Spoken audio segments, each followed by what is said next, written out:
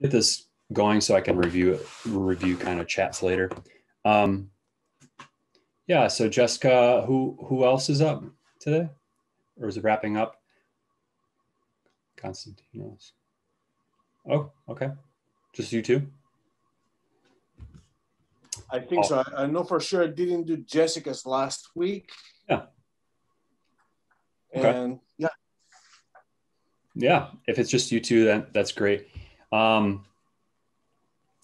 Still getting caught up with names for everybody in both my classes. So I think primarily just I have that overflowing amount of people in my other class catching up. So, but that's fine. You guys get more work time in class today. So yeah, whoever wants to go first, maybe I'll go ahead and pull up the sketches again. Hey, Bernard, I have to present too. Matthew? Okay. Yeah, thank you. Yeah, so while we're doing these presentation kind of chats here, we can get everybody's webcams on so we're more engaged. I am pulling up the drive.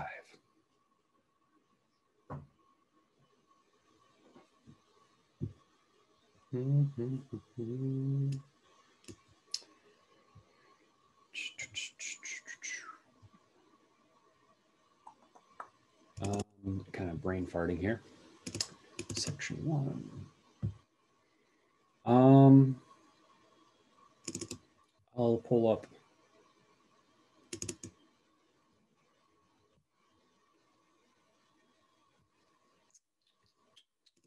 Jessica's first. What is this, a lock? You need permission? Funky. Is that everyone's? I've never even seen that before. Jessica, do you know what you may have done to those? I have no idea. Nice. Huh. Well. Wait, I'm gonna go into that drive.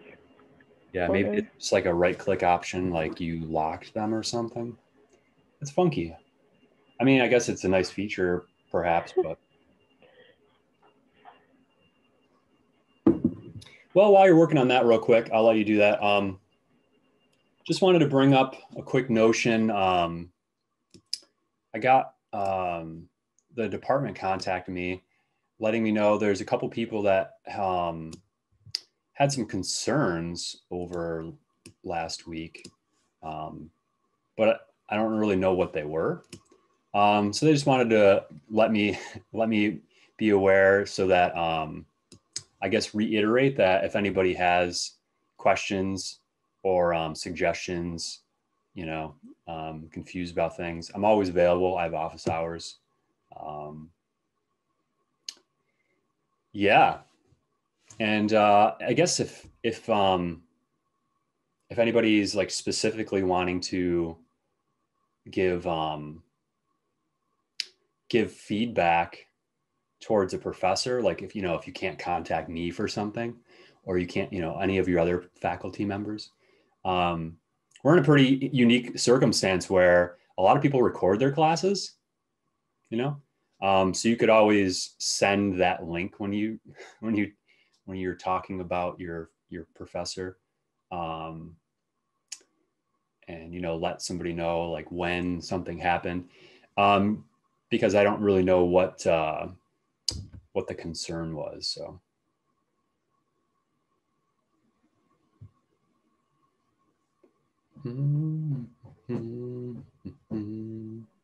Sorry. I don't know why it's logged because there's nothing on my. Okay. Did you get this thing? It's like an email or?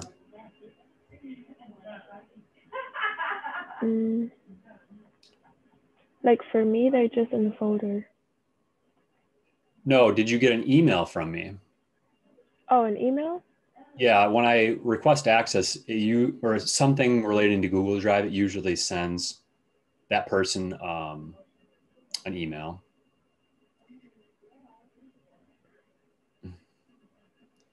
I figure this would be the quickest way. We have plenty of time today, so for this class.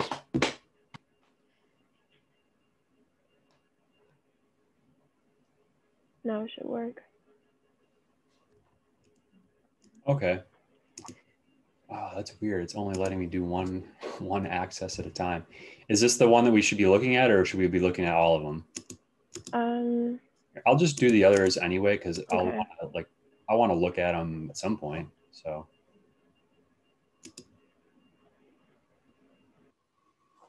Funky.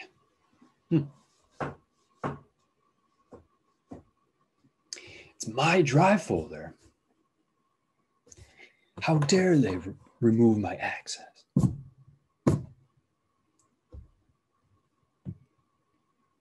I think it's Google that takes over the world right now. Yeah. Corporations.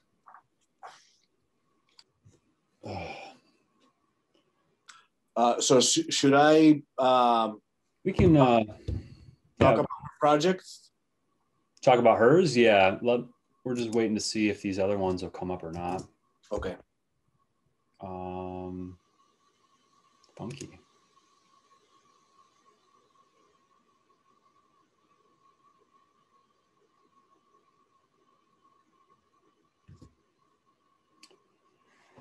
Do, do, do, do.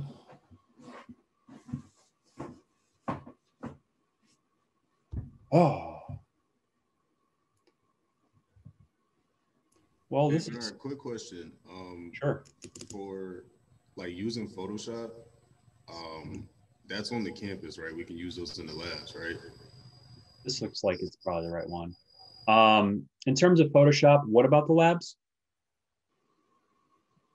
Like we can use Photoshop in the labs, but we have to like get it cleared with like the lab fee and everything like that, right? We have to get that cleared. Yeah. Yep. And how do you go about that? Do you just go to the lab and then just get that cleared with them, who's ever in there? Do you need access then? Yeah, I do. So you'll just want to send me an email, and then I can just forward it to the right person, and they'll be able to take care of it for you, or let you know details. Okay, thank you. Yeah.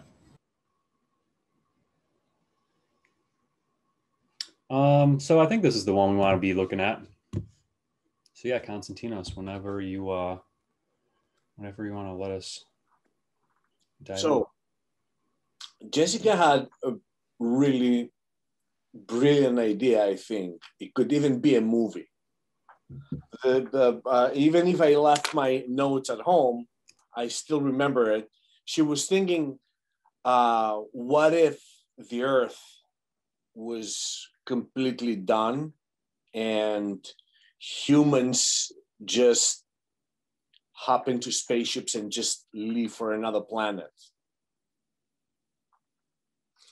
And this is what she's describing here, like, and the way I was thinking of it, because she was talking to me last week, and the way I was thinking of it, what if humans is just a virus that hits planets, destroys them, and then moves away?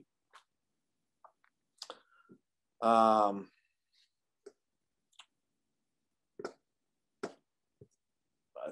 can't remember. Pretty much that was it.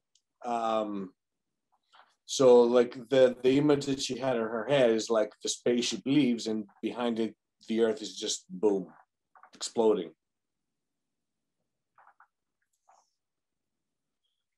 And then like then some kind of mashup, as we're calling it, to your research.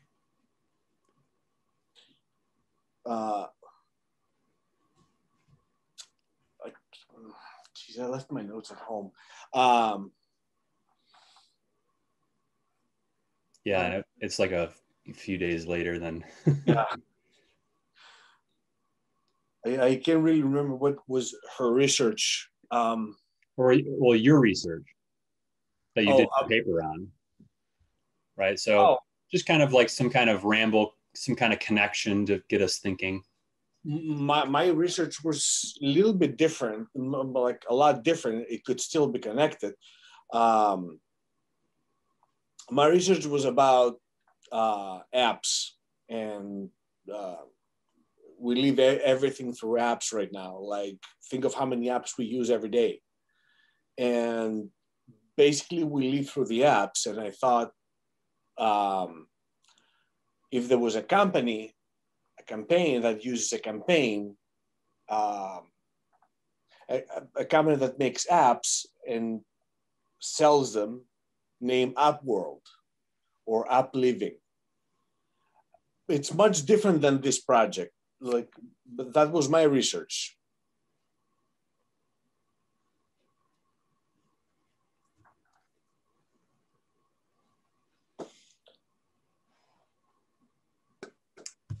All right, anybody have thoughts here?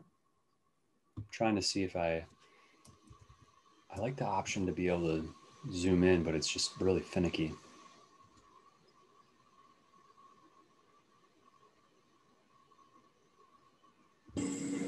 I've got one question. So I guess it's more the second image, but how would you portray humans as a virus? What would they look like? Or like a rough idea? Would you just like keep them as human, or would you change their color, or dysmorph them in some way? That was my thought. I don't know how Jessika thought of it, but the thing with the virus was my thought that humans is something like, you know, a disease that hits planets.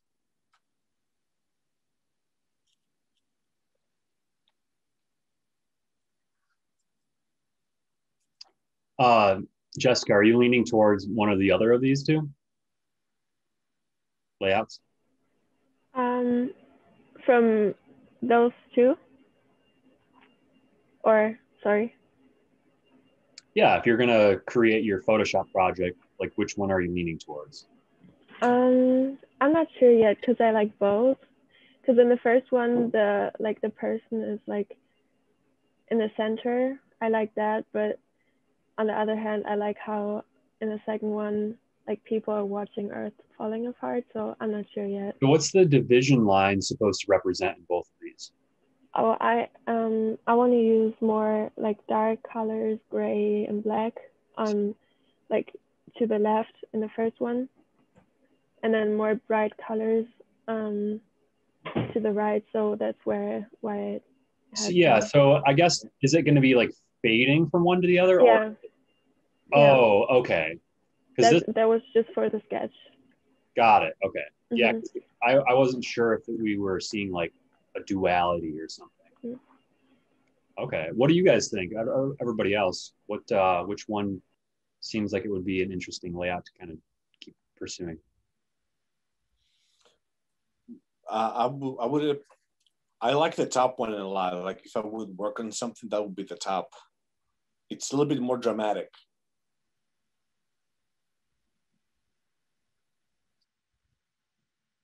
Yeah, I agree with Konstantino. I also agree. While I do like them both, I think the top one is more dramatic.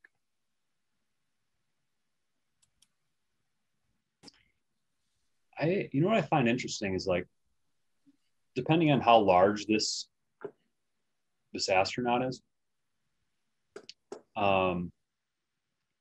just from this dark space you just shaded real quickly, I'm almost thinking like, well, you almost could present the face inside the visor as like a planet, like the dark space around the head to be like the celestial void of sorts, you know?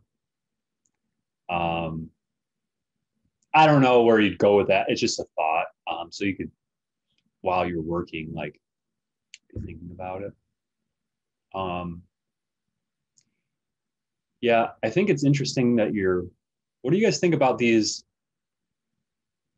bubbles? To me, they kind of seem like snow globes.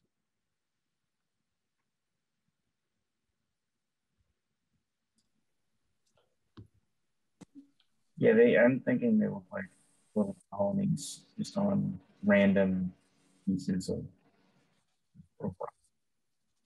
I also wonder if there's also going to be any like subtle nods to SpaceX, or maybe you'll have a reference to Elon Musk in there because that would kind of relate in the sense of colonization and moving from one place to the next, space colonization.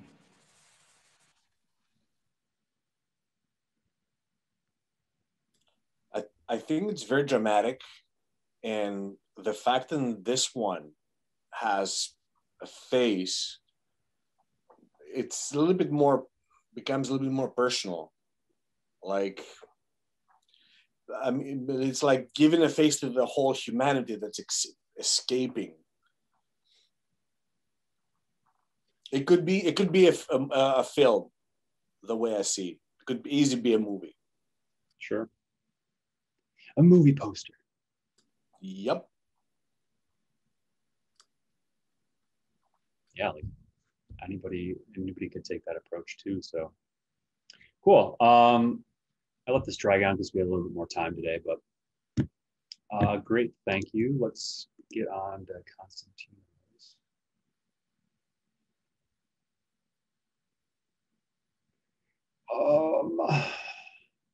Is yours? Oh, here we go. Okay.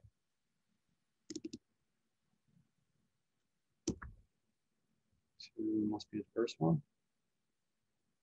Which one should we go with up on screen here? Let's go with the previous one. Let's go with this one. Okay. So are these all separate sketches then? All six? Yep. Okay. So which ones are you, like a couple that you're leaning towards? Let's go with the app Stay Healthy and Save Your Soul.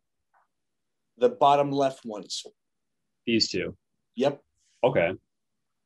So that'll isolate it so we can have a little bit better chats here. Okay. And then who's going to chat for you, Jessica, or? Yeah. Okay. Okay, so the idea behind that is, so a little background story. Konstantinos grew up without having any smartphones, and like he grew up interacting a lot with people in person. He gave an example of how he and his friends would always know where they were without having a cell phone. And now that everything is getting digitalized, like the world's changing, and like we as humans just try to put everything into like apps so that we can access it from everywhere. So his research was on apps in general and how they like how we have odd apps that are in our lives, and yeah, like basically creating a world for ourselves just in the mobile device. And his audience are people that are looking like for truly having connections with other people and not through apps and stuff like that. And yeah, so that's basically like he in his project he wants to show all these different apps that we have now. Okay. And still wanting to see if we could do those mashups, kind of like based on your research. So my research was on space traveling, and like I looked at some articles from NASA, and I thought like technology in general and how it's developing and how fast it's developing and what we're capable of doing.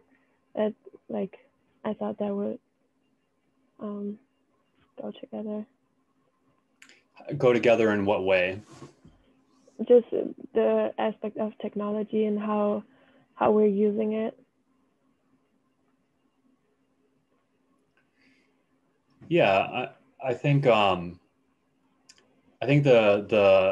hope here is that the mashup, because Konstantinos hinted at something too, but I just want to try to extrapolate maybe a little bit more. Based on that research you did, Mm-hmm. like a specific that you could offer to kind of like shine a new aspect of his, like to his project.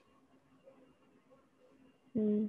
Like some kind of something you looked at about how, okay, so technology is moving fast. How could he implement something along those lines into this project? Into his? Yeah.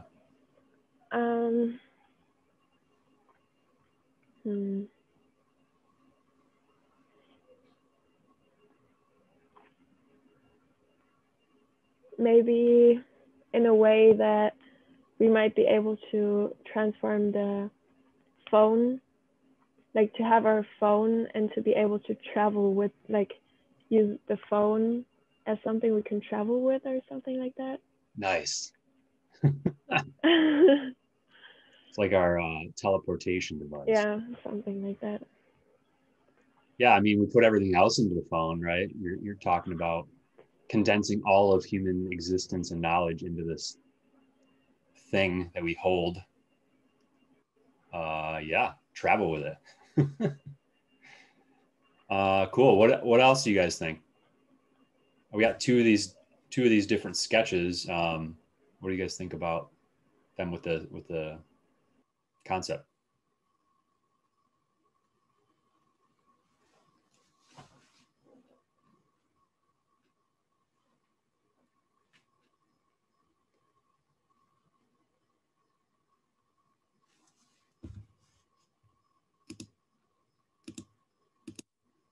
Was there meant to be hair on the phone? Was that there for a specific reason? What do you mean? Like the phone has like stuff coming out of the top of it. Is that there for a certain reason? Yeah, I've tried to personalize it, make it, put it hair or something like Oh, okay. a phone with hair. Like, I'm pretty sure there is a case for that. Pretty sure there is a case that somebody put a wig at the top.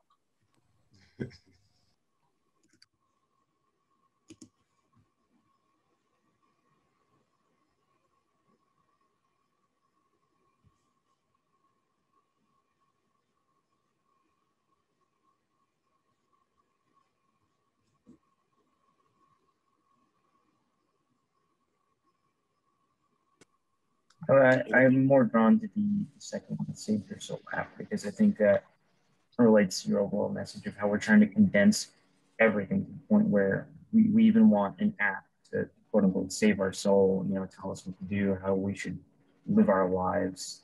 So I think that one's really interesting.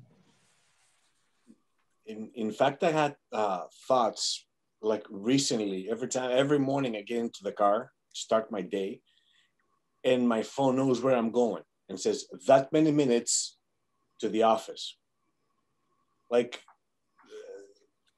why do my phone need to know where I'm going? Doesn't need to, right? Like, I have the feeling that we have no privacy anymore. Like everything I do on the phone, for example, my wife, she's looking on Amazon for cosmetics. All of a sudden, my newsfeed will come, offers for lipstick, and like, it's a whole big, not private world, and we're depending on that. And I was thinking how cool it would be, let's say, to leave our phones away and computers for a week, see how it feels like.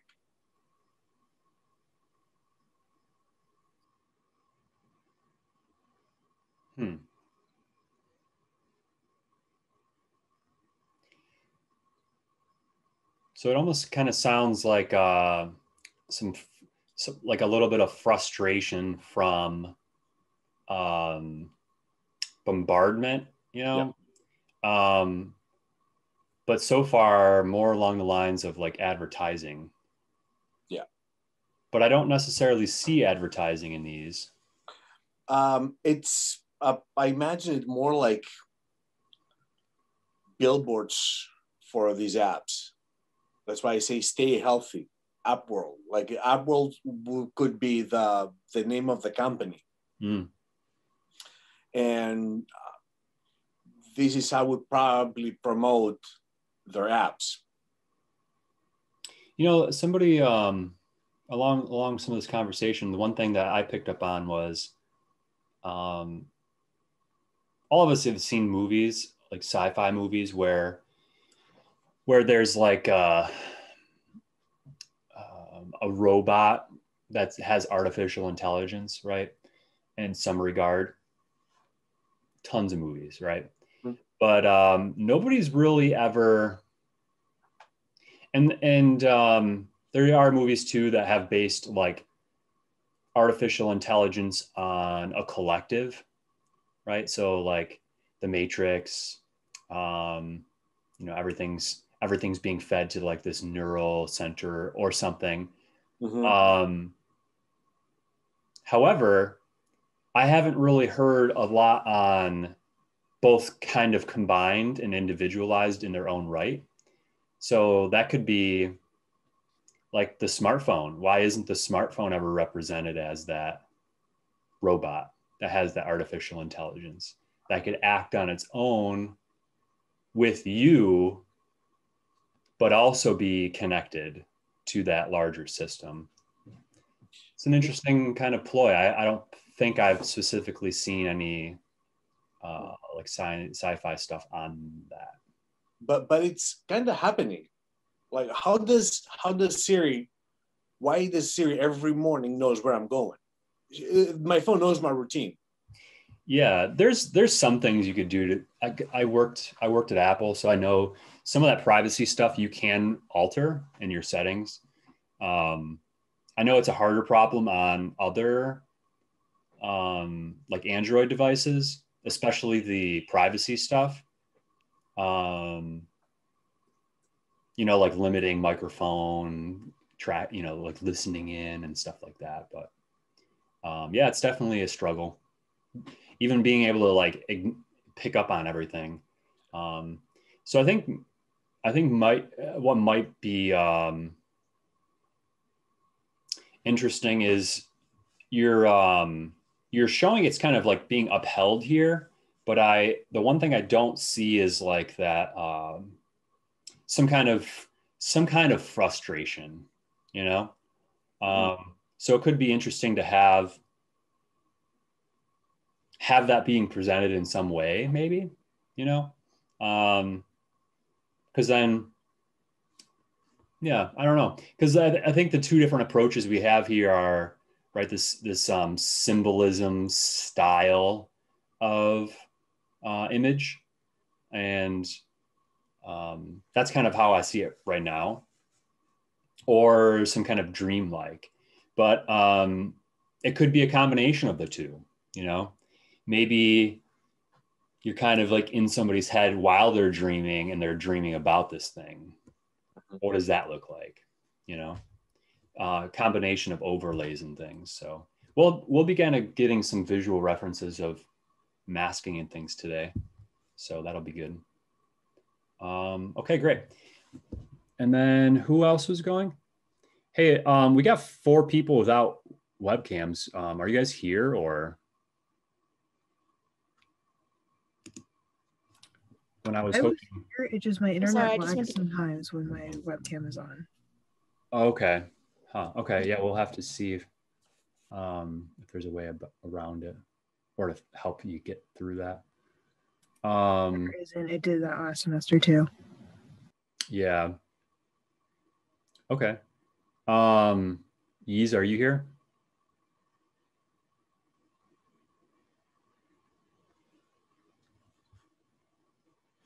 Do I have my chat open? No. I have a ton of chats, but I didn't read any of them. So.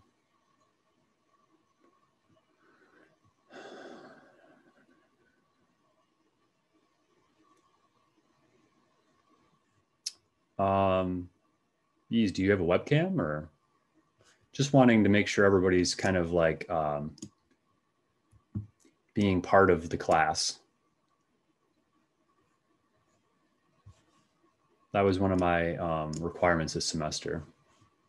And then Matthew, we're hearing from you, right?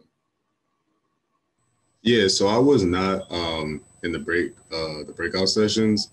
So I just wanted to clear with you, if it was okay with you, I would present my own and kind of give an overview of what I had going on.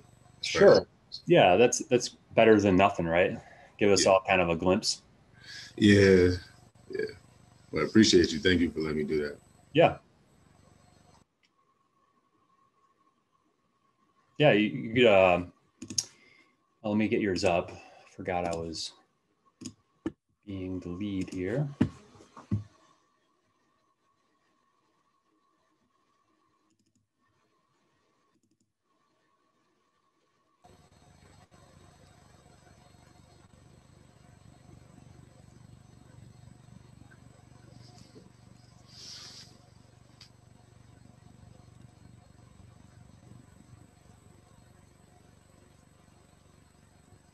Oops.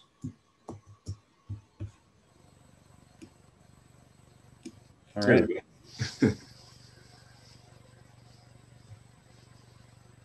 So, yeah, I'll start with the left one. So basically my concept is built on how a lot of the youth is basically creating like self-meaning through like materialistic wealth and things of that nature. So on the left, you see like a kid, and these projects are focusing more on like, my research is stemming from like urbanistic, more populous areas, and how they're seeing their peers and stuff succeeding without like education or things like that. So like on the left side, you can see like his clothes are pretty dingy, and like his sneakers have like scuffs on them and things of that nature. And I put an evil face in the background because that is to represent pretty much like the confusion of like media and like governmental companies and things like that. Just basically like distract them away from like what they really need to focus on. So on the right side, you see like another kid, and he's got money, he's got flashy things, he's got sneakers and jewelry on his wrist and things like that. And it's just kind of creating like a self, like how people get trapped inside of like materialistic wealth through like media forms.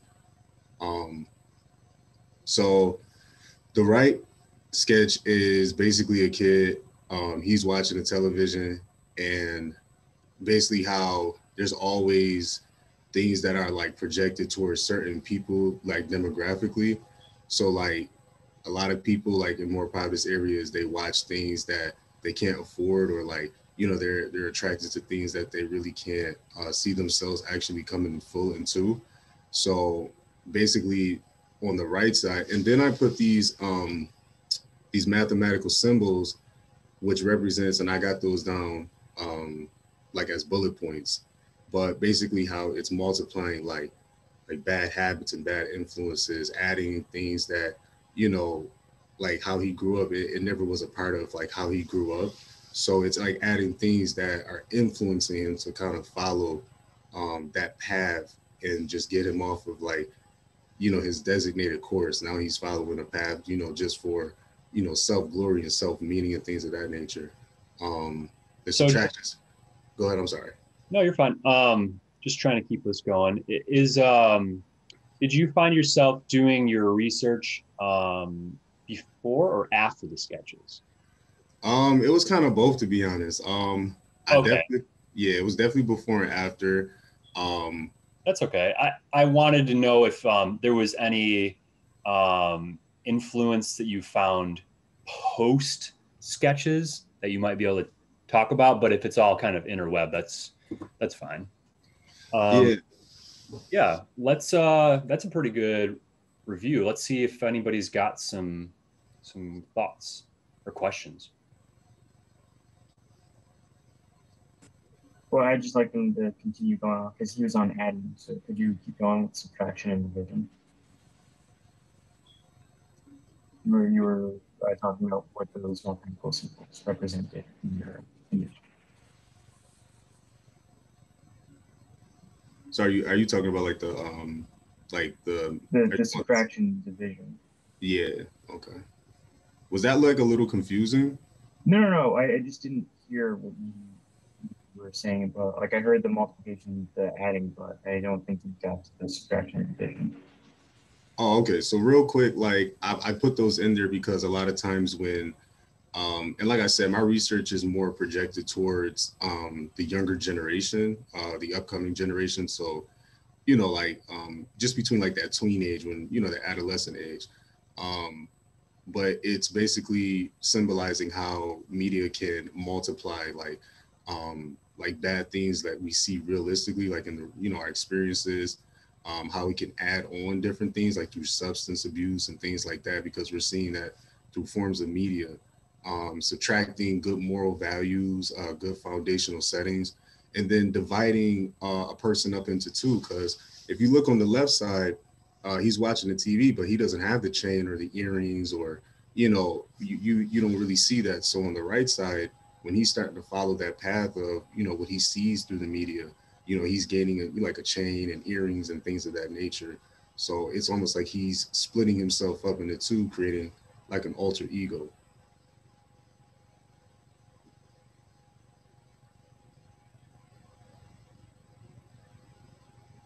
I hope that made sense.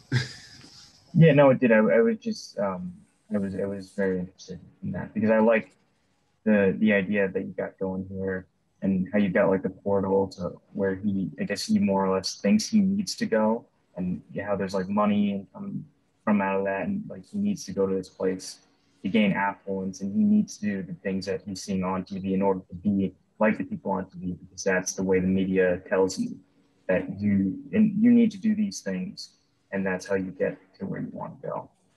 Exactly. Thanks, man. You explained it better than me. One interesting window here that I see is the opportunity, and this is something I suggest all of you kind of think about as we start to get into collecting images, is the ability of thinking about scale and how you can kind of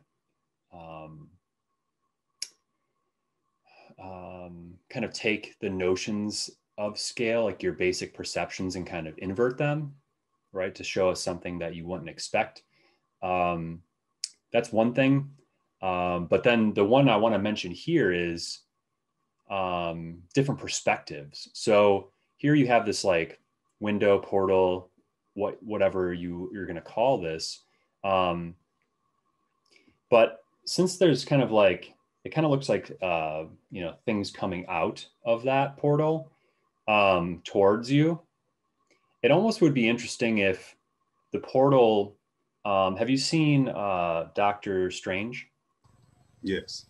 So, and different movies like that, like X-Men, whatever. The portal doesn't necessarily need to be the same plane on both sides with the same up and down, So maybe things are coming like dropping down through the portal. And so through the portal, we can kind of see like upward towards something, for example. So it's kind of like thinking about using instances like that to kind of subvert our expectations or what we perceive as something. And maybe there's like a deeper level into something that we didn't really realize at first. So that can really be said for a lot of people's projects, but since we're going to be covering some examples of that in class, I thought I'd pull this up as a topic. Okay, yeah, and I think since you didn't have anybody review yours, I'll just make sure as you get going on it, I'll make sure to check in and see how to give you some more thoughts. Thank you, appreciate it. So was that it? I think so. In terms Yeah, of I had another sketch in there. I think those previous sketches, I had another I had 3 sketches. Oh that I yeah, sent to you. that's good. I guess I was referring to you were the last one to talk to present today. Oh, okay. Yeah. Great. Let me just jump here real quick so everybody has proper context. So I'm not covering. I'm gonna try to keep up with this. I don't know how it's gonna work, especially when you guys are scrubbing on your phone. You know, I think it might be quicker to have like I don't know, larger text size for whatever day we're on. I don't know, but so I'm just gonna be moving that lecture and like scanning stuff to next class. Aside from that, I updated all this last week. So this is down through when the project's due. And so you guys can like look at a calendar if you need, or maybe I'll just pull it up. So I kind of like make sure you guys are situated here for now. But then the following projects, you know, it's going to have to be your own way of keeping track. So due date's way down here, 10th. So, you know, that's over 3 weeks away. So basically 3 weeks to do this project. The 24th, we'll have our critique, which is next Wednesday, which comes quick. So a lot of people get kind of flustered or a lot of anxiety, like, oh, I don't have anything going yet. The expectation is that today you can start bringing things in once we finish the exercise, or at least have the ability to then start everything, laying things out in the program, bringing your images in, cutting them up, organizing. And by next Wednesday, the hope is that you have some general layout, enough of a layout to continue that conversation, right? Like, how is it progressing? What things might you want to take a shot at, right? Like maybe a different tool that you haven't tried yet. So things will come quick. And I will note on top of that,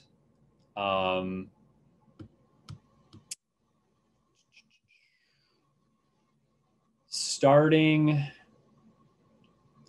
Wednesday the 3rd, so starting this day, we're going to be focusing class time on the next project. So during that last week of time, we won't have in-class time. We'll be starting the new thing. So you just want to make sure you're managing your time the right way. I always advise trying to get things done sooner. However, I know that most of us are all master procrastinators, you know, especially due to COVID. But I think it's helpful just making sure you look at it on a calendar and keep up. So that being said, we are going to dive into Photoshop.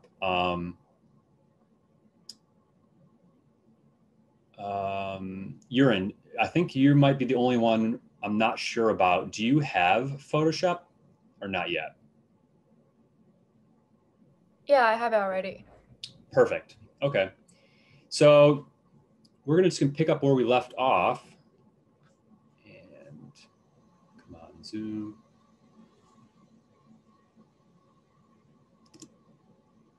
Nope, same page.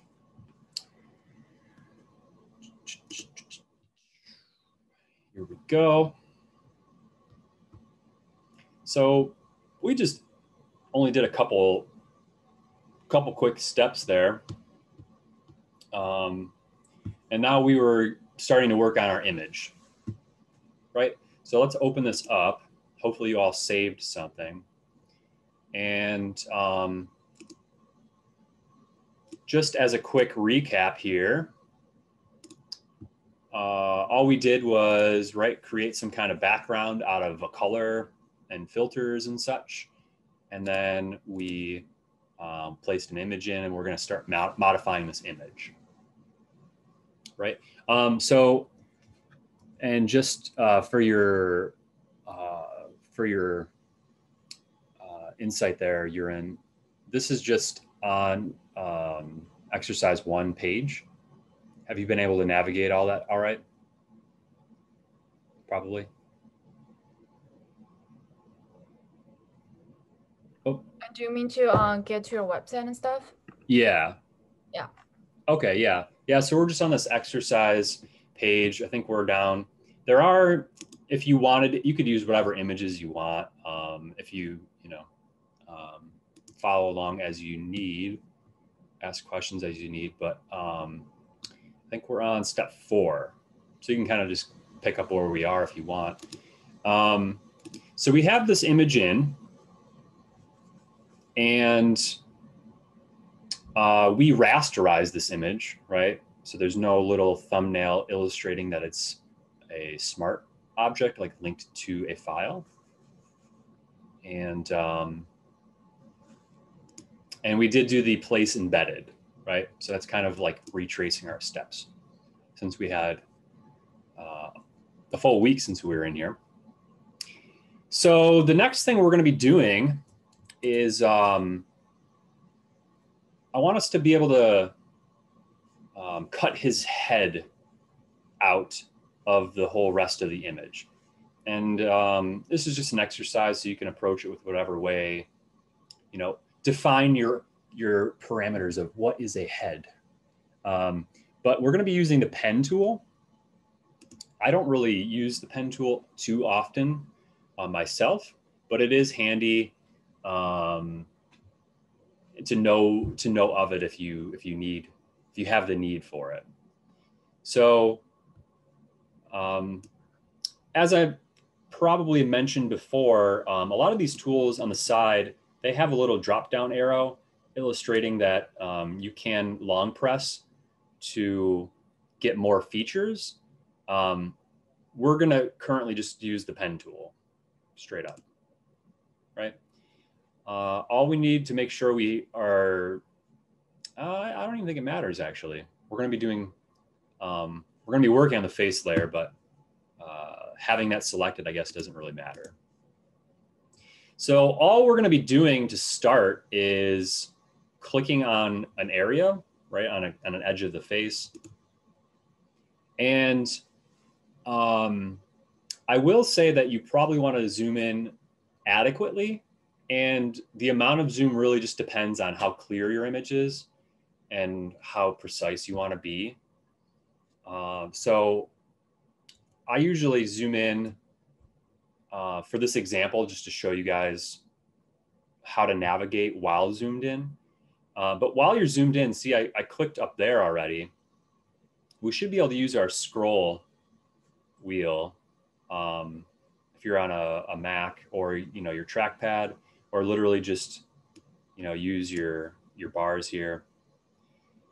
But also, instead of just using that, you could just opt for using the space bar, which I usually do more frequently than anything else. Because as I mentioned before, my left thumb's usually right there on the command key. So you just move over a tiny bit and that's your directional navigation, right? So once we have our first point, it's just continuing on from that. I will note that there's 2 ways to approach doing this. The first way would be to just click and keep going. But as you click, you'll notice there's straight lines, right? So if you want it to be more accurate, like following the curve, I'm just Command Z, undoing, or Control Z to undo. What I normally would do for those curves is you click and hold down and drag out. And this is allowing you to have more precise control over those curves. So the biggest thing to note about creating these, they're called Bezier curves, is that the more radical of an angle that you go with, right? So not only is this angle severely curved on that line, but now say I want to go from that point that I just made straight down and I'll just click. It will still follow that curve from the previous line. So if you have any areas that are very, very curvy, it's best not to try and do like a huge section at a time, right? You more or less want to have this zoomed in control with your space bar, right? And click and drag and do these smaller curves. And it does take a little bit of practice to get into a flow, perhaps, right? Because it's a new tool. I guess the big thing here right now is not taking too much time.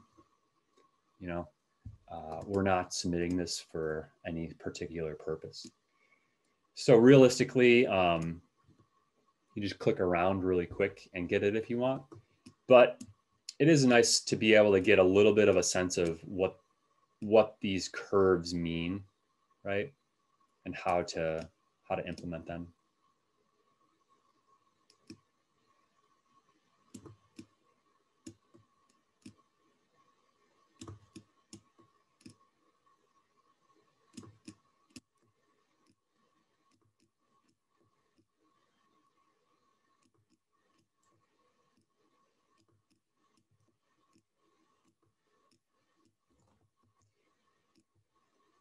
And as I'm going along, if I mess up, my hand's right there on the command. I just undo and keep going. There is and I say these shortcuts, but in reality, if you're really adamant about not trying to learn the shortcuts, you always have the menu options too, right? Once you get all the way to the end and you want to finish this kind of enclosed path, we're working on a path with the pen tool. You just hover over top of the first point, right? Which is now going to be the end point as well. And once you hover over it, you should get the little circle indicating like you're gonna complete that path, right? And so what's interesting is you could just click on it like go, but obviously that doesn't make a very smooth point. So you, just like every other point, you can click and drag even on that last connection point, right? So once you close that, we no longer have any kind of, connections coming off. We can do Command 0 to zoom back out. And so now we just see all these points. And now we could go in and fine tune them and change those points and modify them. But realistically, if you just take your time from the beginning, that's really all you need to worry about. And as we go, I'll show you that you can continue to modify this stuff. So once we have this path here with the pen tool, we could actually find that path in this panel called Paths. And if you don't have paths, the Paths tab open, of course, it's just under Window, right? We have all these things up. Paths. And it just says work path. You can change the name if you double click on it, if you wanted to. So what's interesting about paths is that once you make that selections, so to speak, I try to refrain from saying selection. Once you make that path, you could think of it as like a bookmark, right? It's kind of now existing. And if we want to make any kind of modifications now, like delete the background of this image, what we need to do then is right click on said path and create a selection from the path. And so once we make that selection, oh yeah, I guess we should talk about this as well. Feathering is an option that we get when we go to make a selection. Feathering is also available to modify after this process. So we don't have to be too critical right now. But feathering is in relation to how smooth of an edge do we want this to be, right? Do we want it to be like we're cutting with a knife and everything outside is going to be deleted, right? Like a really sharp edge. If that's the case, we would want no feathering. If we want a feathering where we have our selection and then how many pixels out from that do we want it to like fade into the background, for example? So I usually recommend putting a feather on so you can see what it does, you know, maybe a few pixels, and then hit OK. And feathering or no feathering, all you'll get right now is that selection that you asked for. It'll just pop up. And any selection in Photoshop is always going to be shown as that preview of this like dotted line that's kind of moving. I think it's been described before as like caterpillars or something, you know? And so once you have that, we can then continue to change that selection if we wanted to, based on other selection tools. So I just want you guys to acknowledge the fact that this is called a selection, whereas the path is still there, it's separate. And we'll revisit the path in a second to hammer down that point. But so right now, if we go back to our layers panel, assuming your face layer is selected, right?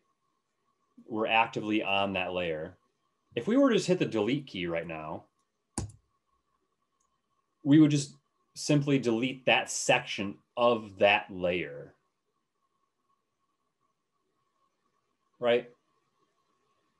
In this instance, the goal wasn't to delete the face, it was to delete everything else. So we could just undo, Command Z, Control Z. And we could go ahead and select everything else, but there's a quick way to do that. So because we're dealing with a selection, we actually have a menu option called Select, which helps to deal with particular selections. And the quick thing that we have access to is called Inverse. So just select Inverse. And you shouldn't see a change there, but now you should also see around the whole perimeter that we also have that. If you're not zoomed out far enough, right, you're not going to see that. So you can just do the Command 0. So now if we just hit delete while on that face layer, we should in fact get just that background and the face remains, right?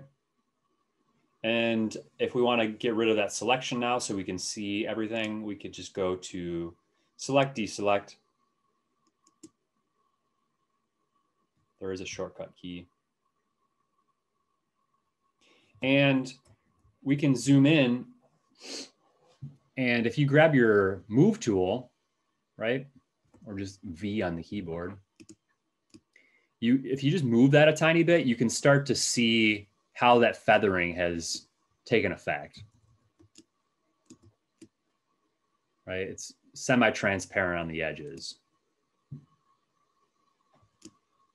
So what's interesting now is, like, if we were to move that face way down here, you know, move it away from where it was.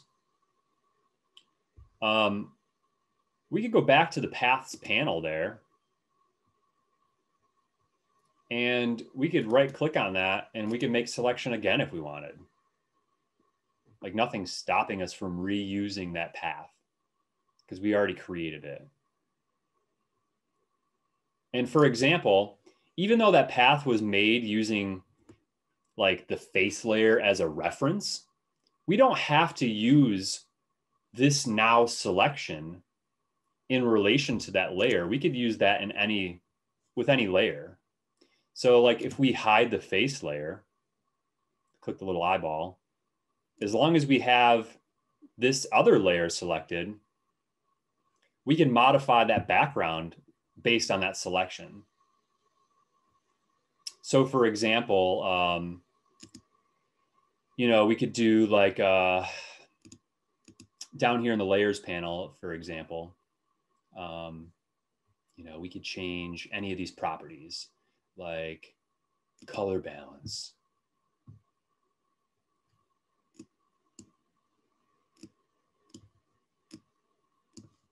And we're just modifying that area based on what that selection was. And so there's a lot of different ways of modifying.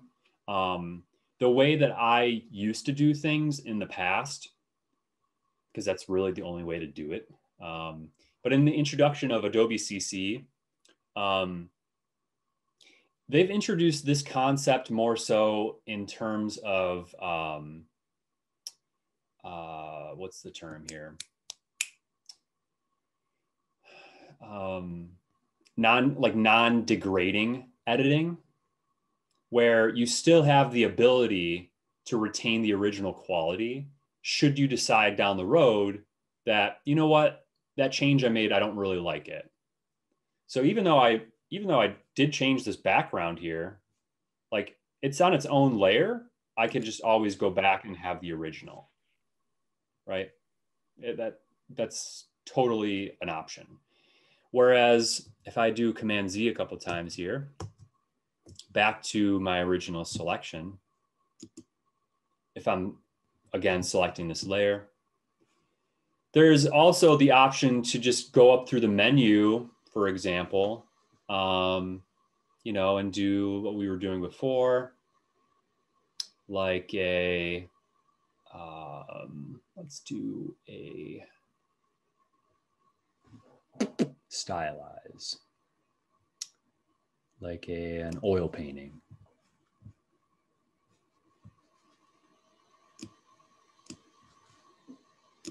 And, you know, maybe to make it just dramatic, I can do adjust the curves. Curves is like dealing with the highs and the brights and the darks of an image, right? Do like a negative. And as you can see, that adjustment now, since I did it manually, is, or sorry, I think I said non-degrading. I meant destructive. Destructive. So this is a destructive way of editing, because if I were to deselect now,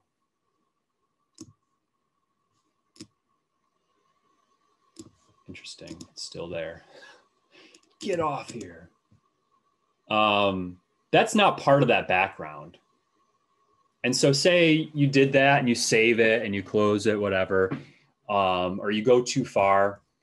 Like this history, even though I mentioned you could use history only goes back so far.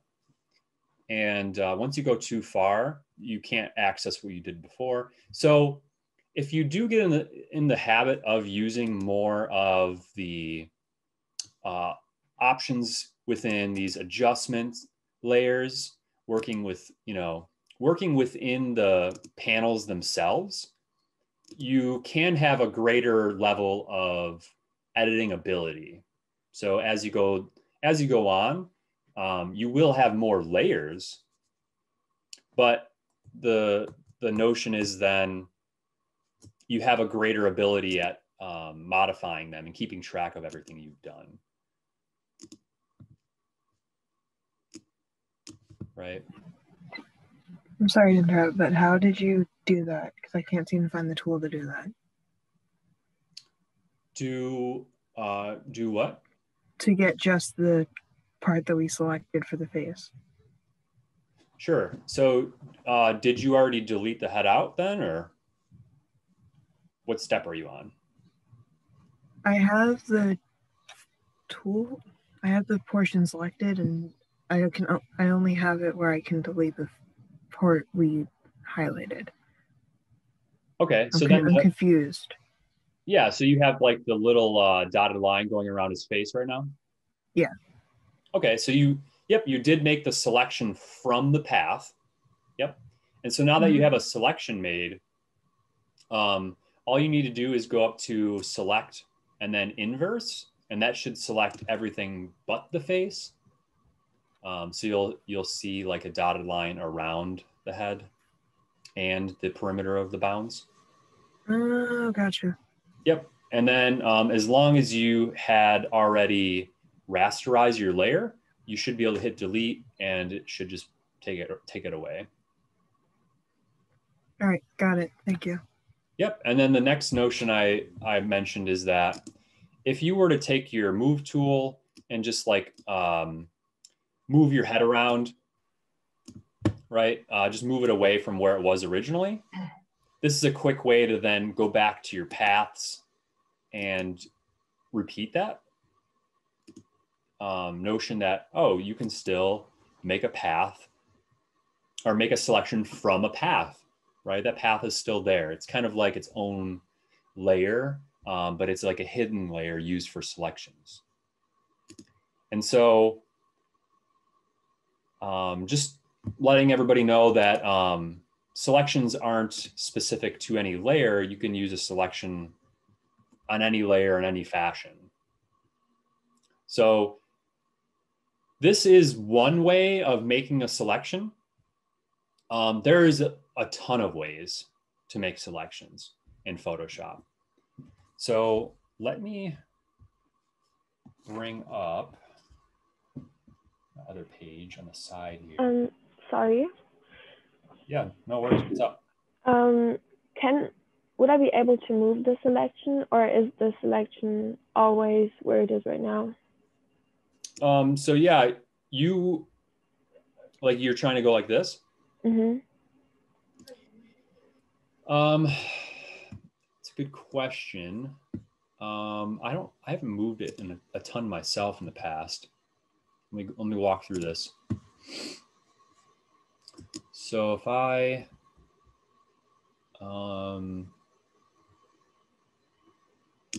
transform selection, yeah. So if you just go up through that to the edit and transform, I'm wondering if it's where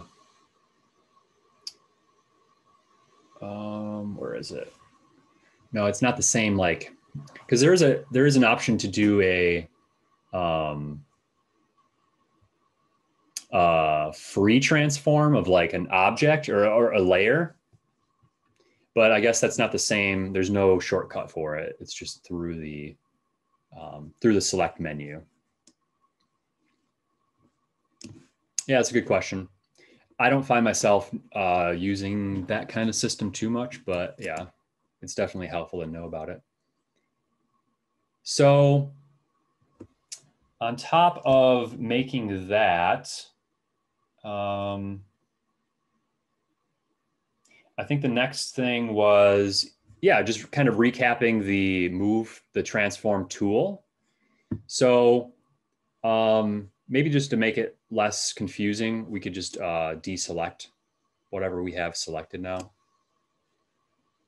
And then the face layer, you could either, in Photoshop, you used to be able to, or you used to have to be specific on, like if I wanted to hit transform right now, like if I click this face, I hit Command T or go up to, edit, free transform to be able to move it and scale it and do all these things.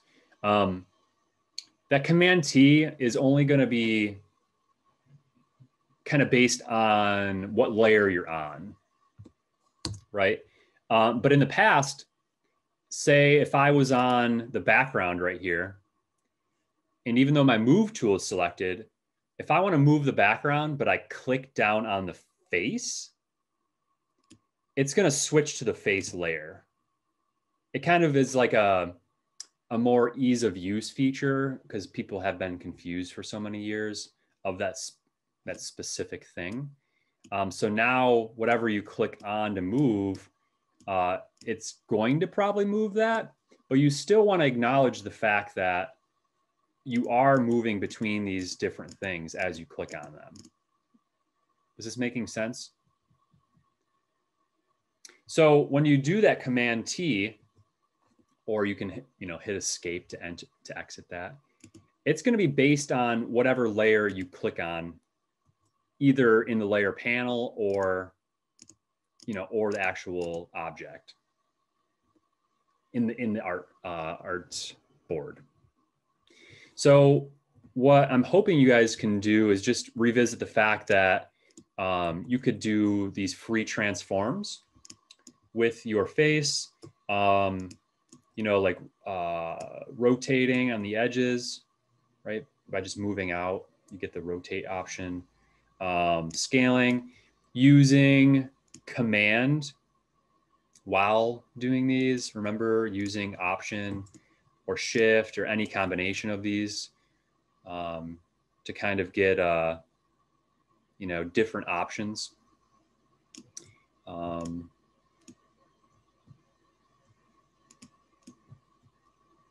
Hey Bernard, one more time. How did you get the image to do that? Because I was just thinking about the portal in my sketch, and that'd be pretty cool to do with that.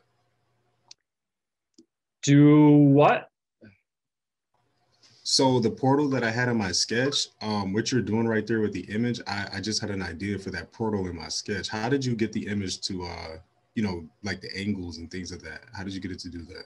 Yep. So this is just a recap from last Monday. When we're in this transform mode, right? The Command T, or we go up to edit free transform. We're transforming a layer.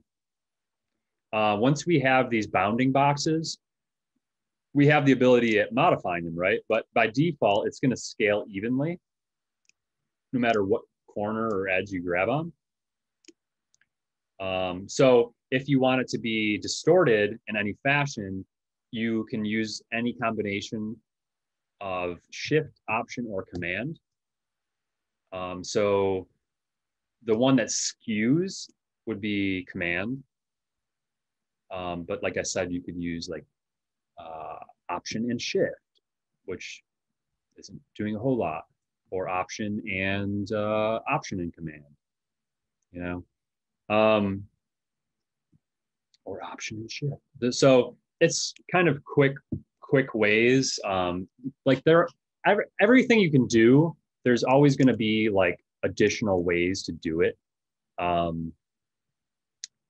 Like up here, we can grab the menu bar and change it in specific detail from up there, from the options panel. Or, and once we're done, we hit enter. So that's how I'm getting rid of this. But you have a lot of other transformation options through the edit menu, and you could be, you could do that specifically. Oh, I thought it used to have an option. I guess it's all through the options panel. But there's always multiple ways of doing things. So to some extent, it's nice to know that you could find other workflows should you find something frustrating. Yeah, thanks. That was really cool. So let's keep going. Always keep chiming in if you do have questions. Don't feel like you can't interrupt. And while I'm in this mode, I usually don't check the chat. So make sure you're yelling out here. So the next thing is, once we have this modified, I want us to be able to explore the very quick and simple way of blending layers. Super simple. We have a layer selected, right? Like the top layer. And just as a quick reference before we even get into this next part, these layers, we can move them around, right? We can click and drag them. right? So it's just kind of like piling up pieces of paper on a surface. If we just grab the top one, we can see how that can be blended into the layers behind it. And we could do that right here in the layer panel where it says normal. We have all these different options and it just shows us a preview in real time. We don't have to click on anything, which is pretty sweet.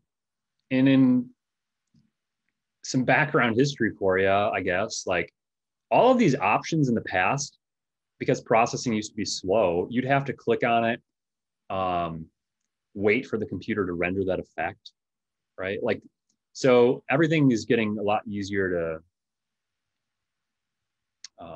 I guess, mock up in real time.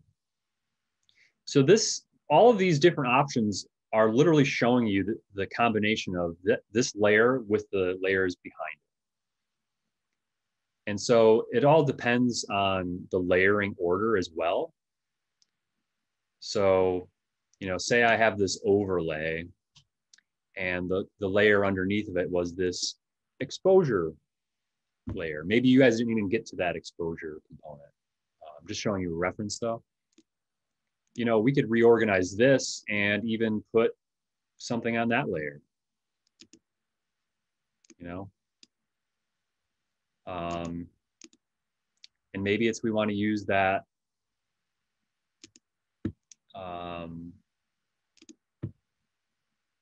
Maybe we want, oh, I can rotate it. Yes. So maybe we want this to match up with the face in some way. You know, put it back here and yeah. Yeah.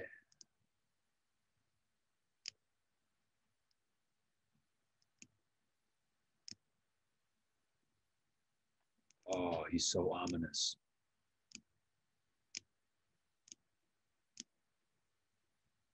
The creepy man. Oh. And so, you know, we really haven't covered much of anything yet in terms of what all Photoshop can do. We threw in a layer. We've deleted a part of that layer. We've explored the options of modifying a layer with some, you know, adjustments. And now blending layers. Maybe some selection stuff as well. So quick, simple. The one thing I will note too is that if you have multiple layers on top of one another like this that are interacting, they are also affecting, they compound with one another. So this face layer is adjusted to the background layer through this exposure level because this exposure also has an effect on it, right? So as I'm changing this one, you'll note like what's happening on the face, right? So they do compound, which is interesting to be able to play around with. So I think from this point on, I wanted us to explore the masking. And I think I skipped around a little bit. Let me see what we should do.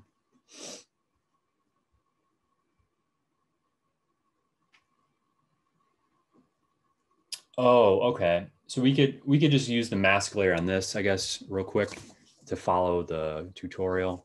So if we zoom in a little bit, Command plus to get to the face here. Let's say that we have the face here, we have it how we want it, it's blended, whatever, but maybe it's too revealing. We want to soften one of the sides, right? Or we want to remove one of his eyes, or remove parts of the image, but not delete those parts of the image. Because yeah, we could just like we were using the pen tool and then making a selection from the pen tool, we could quite literally just use like this marquee tool or this, any of these marquees or the lasso tool. There's different types of lasso tools. We could just take part of the face as long as that layer is selected, and we could remove it. But it's literally gone now.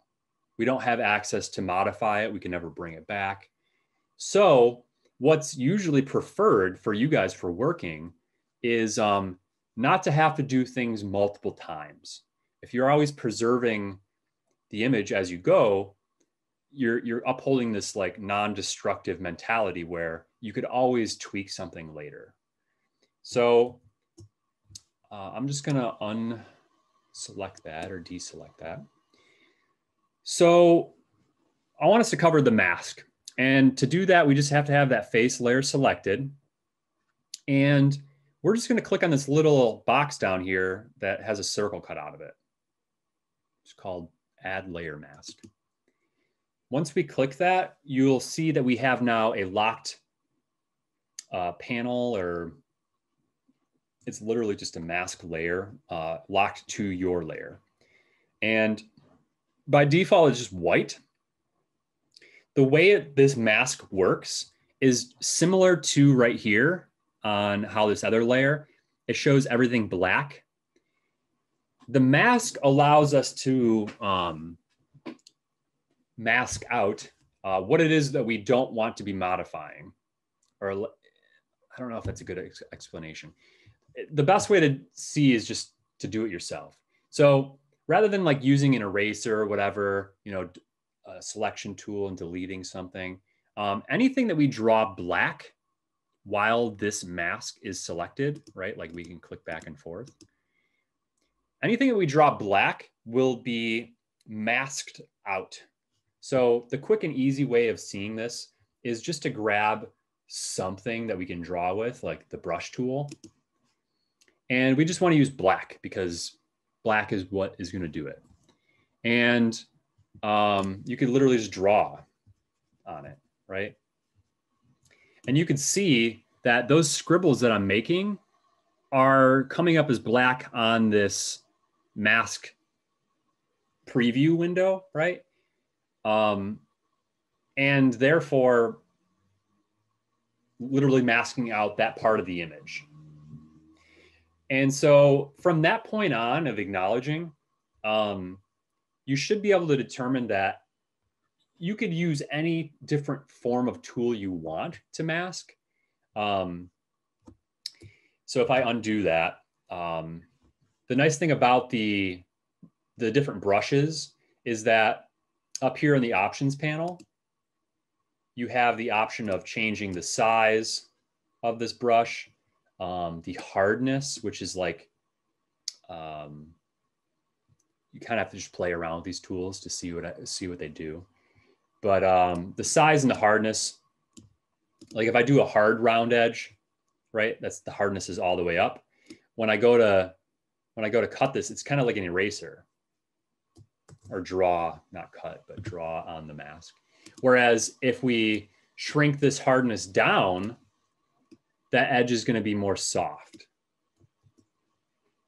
So if you want it to be like a very, soft edge, you can pick that.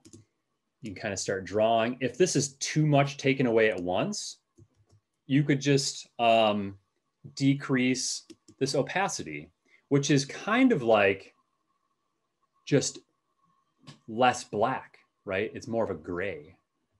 So say we do 50%. This is now like drawing a gray. And you could just do several coats of that if you wanted to, right? So it's kind of like almost sculpting an image. You're kind of putting on layers. So that's another approach,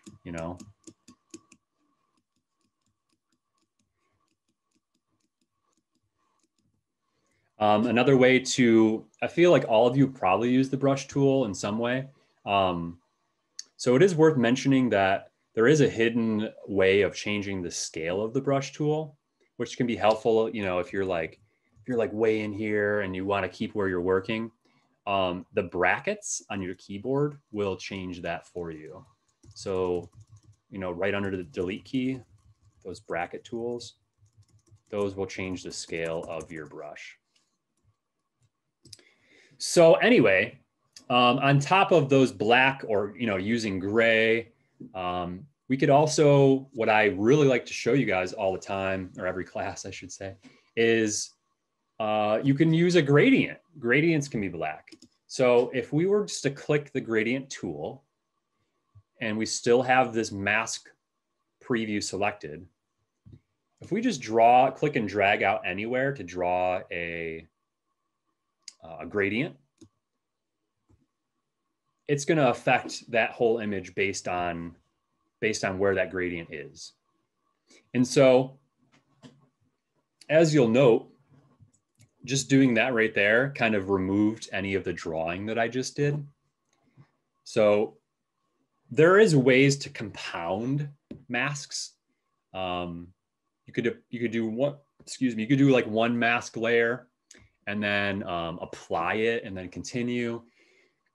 You can run into problems though, because you are like, you know, removing the ability to undo. But so with this gradient tool, there are different options up here in the options panel. And so I like to just show you guys the regular gradient, like one side to another. And if we're dealing with white to black, right? You can click as many times as you want, and you'll see how those differences in where you start and where you end affect that image, right? So I'm just going to use the bathroom real quick, and then I want you guys to keep playing around with that for a second and get something that you're interested in, and then we're going to go on to the next step.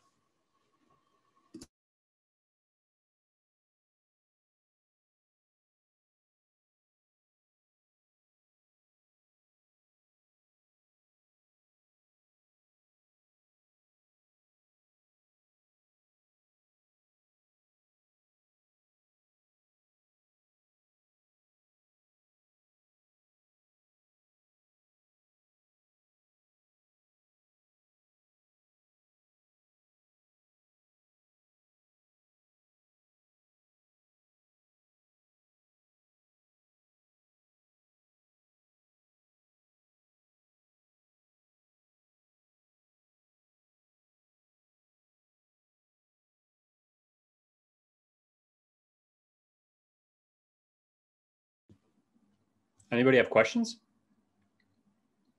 This is a pretty complex thing. Yeah, my brush tool just on the face mask layer is straight up.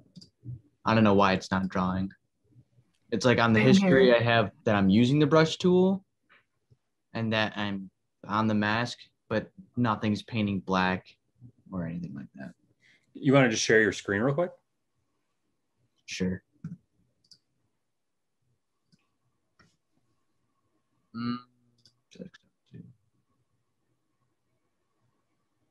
All right, I think I'm sharing. Oh, maybe I have to stop then. Nope, I don't see it. You don't see it. Oh, I did.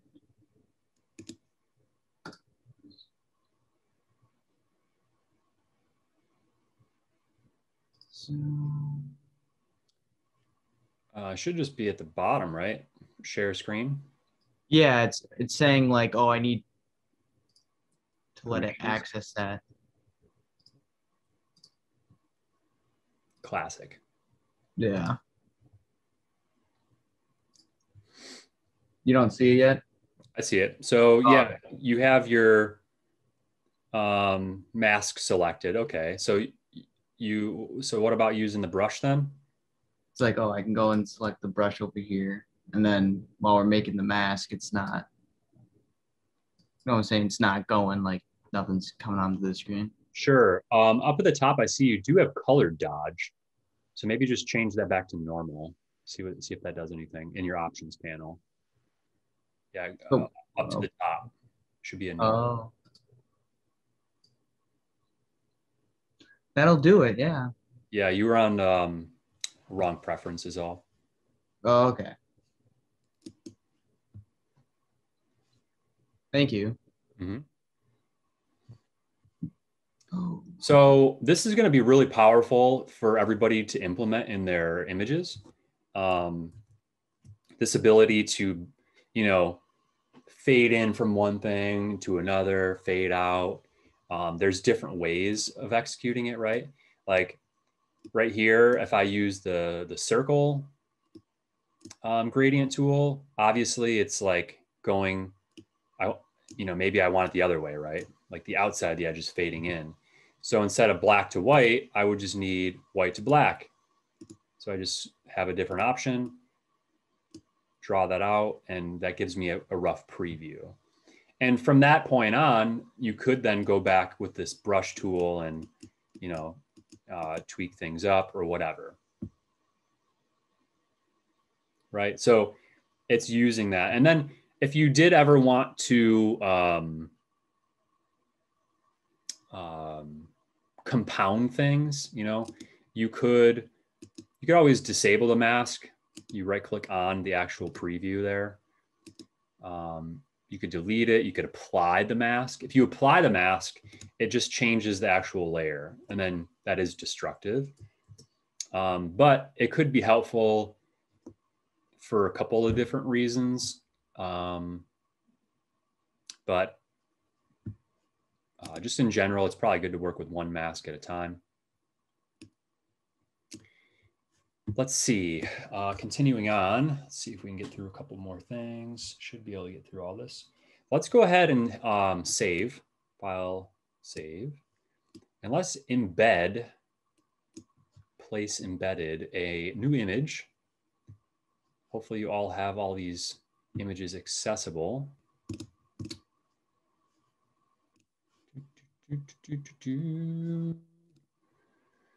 And let's put in the hand layer. All right. And we can make it bigger if you want, but just hit enter once you're done.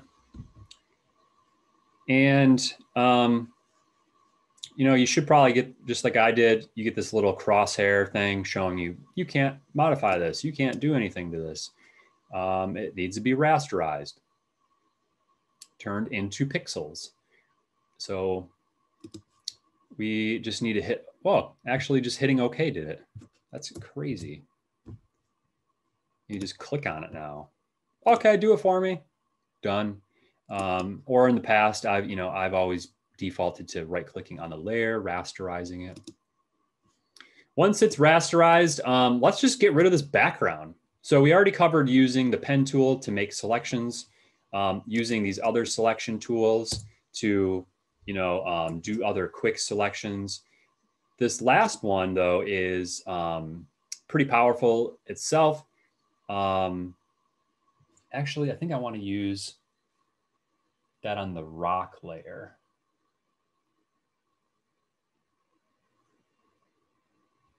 The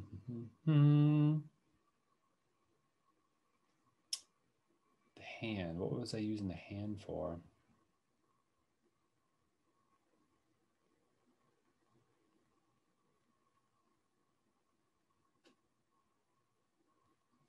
I don't know. We can just do it on this one. If we click the magic wand tool, we should be able to just tap the black here and it'll select everything that's black.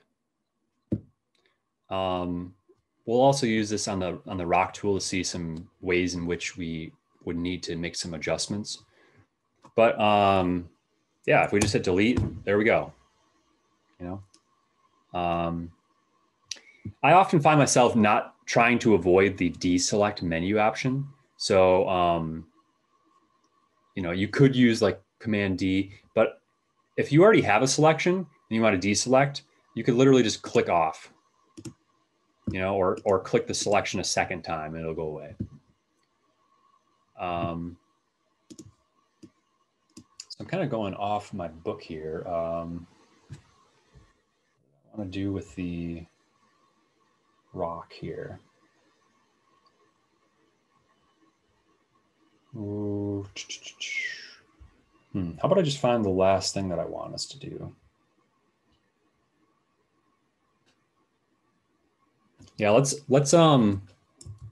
just move that to the side, whatever. And also now place the rock layer. Place embedded.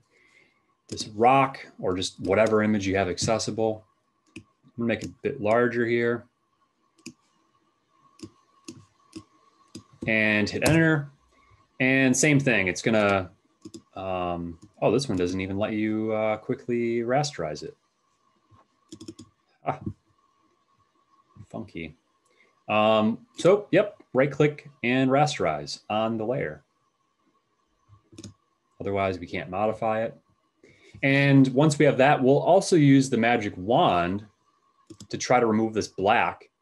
But if we click on the black, we should probably realize, you know, if all your settings are default, you'll notice it's not going to select everything. And reason being is that we have different settings up here in the preference or the options panel.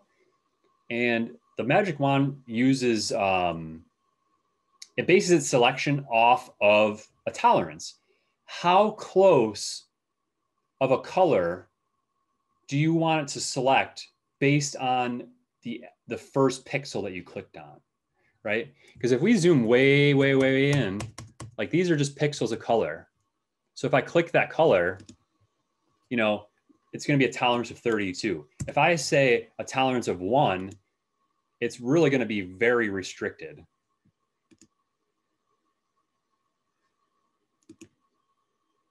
So you kind of want to find the sweet spot. Also, in conjunction with that, so 32 is the default, but contiguous, I wish I knew what this meant. I always thought it said continuous, because that's kind of what it is. If you have that selected and you click, you're only isolated to right there where there's black, right? But if you turn that off and you click on an area, it's going to select all the pixels in that image within that tolerance. It doesn't have to be right next to one another, right? So this actually ends up making a pretty interesting, using the magic wand to do this ends up being pretty sweet. So normally I have you guys delete the background, the black, but what if we were to just select like all the pink, right? And right now we're not getting all of it. And I kind of think it'd be nice to get some of these streaks in there too. So let's continue to increase that tolerance, like 65. It's getting closer. So not only can you just click off, click back on, but if you want to add to your selection, you could just hold Shift and use any other selection tool you want. So you could hold Shift. You'll notice it gives you like a little plus indicator. And then you just click on another region, right? And that does a pretty good job. So this is actually pretty wide. I'm going to turn it back down to like 32 again. And just hold Shift and click on multiple spots. And I guess the point is that you don't have to rely strictly on one selection tool. Like even though this is currently selected, I can go over here and grab this lasso tool, you know, and hold Shift and then select a whole big chunk, right? Or Command Z and undo it. Or you could subtract from a selection.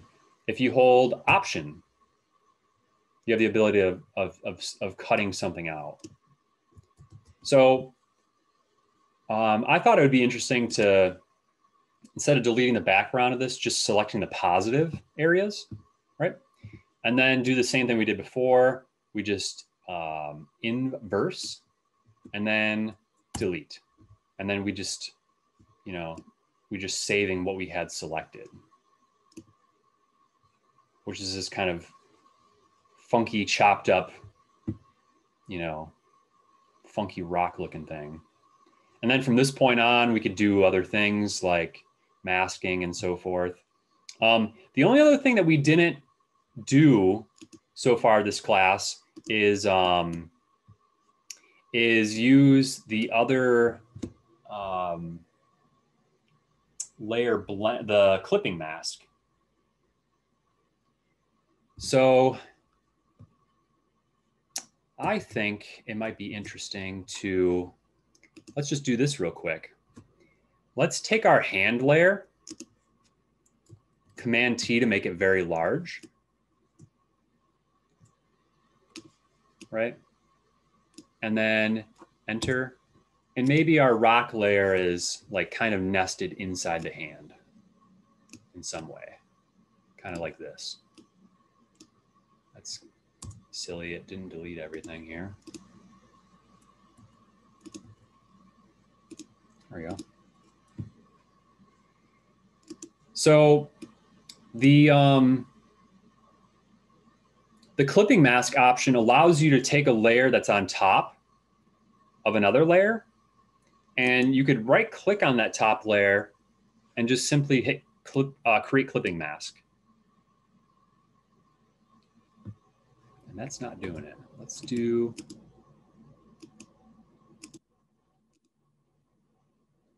funky. That's all it's gonna do me, huh? We just run out of time, so I thought, oh, I'll just do this real quick. All right then. I'll go the old school route. If you grab this type tool and click and drag out a text box, right, you'll get some type, right? It'll just automatically fill it, called filler, you know, placeholder text, whatever. If we put this over top of some of these other layers, like this rock layer, see how it's right above the rock? If we right click on that and first rasterize it and then create clipping mask. Man, I am hammering at home today.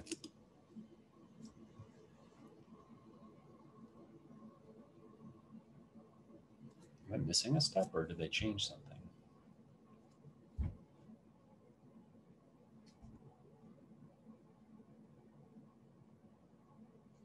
Oh, I'm just backwards. My bad.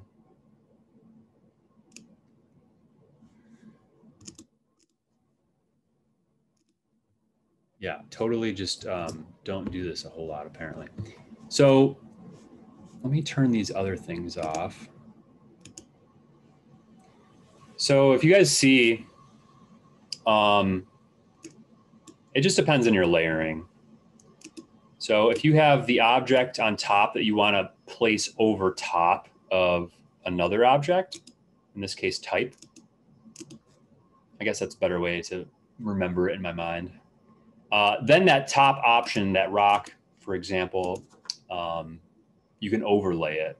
So this is an interesting way for not just type, but also other content. So I'm kind of interested in like why. Yeah, I guess it just depends on the content. If I create the clipping mask here, it's just not a great example, I suppose. But this is all broken down in the exercise page. So as we go along, if you want the reference to create it again, it's always there. And I can cover it again. It was kind of choppy.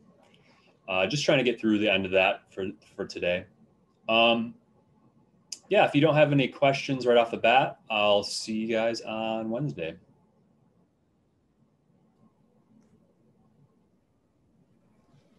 See you Wednesday. Yep. Thank you. You're welcome. Can I ask a quick question, please? Yeah. Oh, I forgot. And also stop. Yeah, what's up, Eddie? I had the question. we're gonna need to, I assume, keep the Photoshop after the 7-day trial? In some capacity. Okay. I just wanted to know that because I didn't know. Yeah, so like I covered last week, there's they have the subscription for a cloud, the Adobe CC cloud. There's a student rate for that, but that is locking you in for a year at that rate. Otherwise, there's an early termination fee. If you didn't want to have all of those services, you should be able to just like rent, one program out at a time. So I don't know, like $10, $15 a month or whatever. But I think there's no term limits for those. So, if you plan on like in the fall, we go back to class, you just are going to do everything in the lab, then, maybe the single program monthly option is better. Well, I didn't get a full list of people. I see Tanner was one on there, so I'm gonna pull up Tanner's. So so whoever's presenting for the person we're checking out their work for, and then just a reminder, we just getting to give us like a quick overview, kind of their concept, what approach they're taking, kind of thing, and then give us some kind of recommendation or thoughts towards their work through the lens of the research you did. So,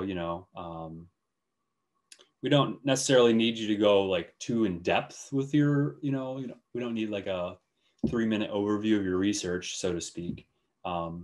Just, like, oh, well, I researched AI and I think that they can improve, or, think about their work in this way because of this, and give an example, whatever.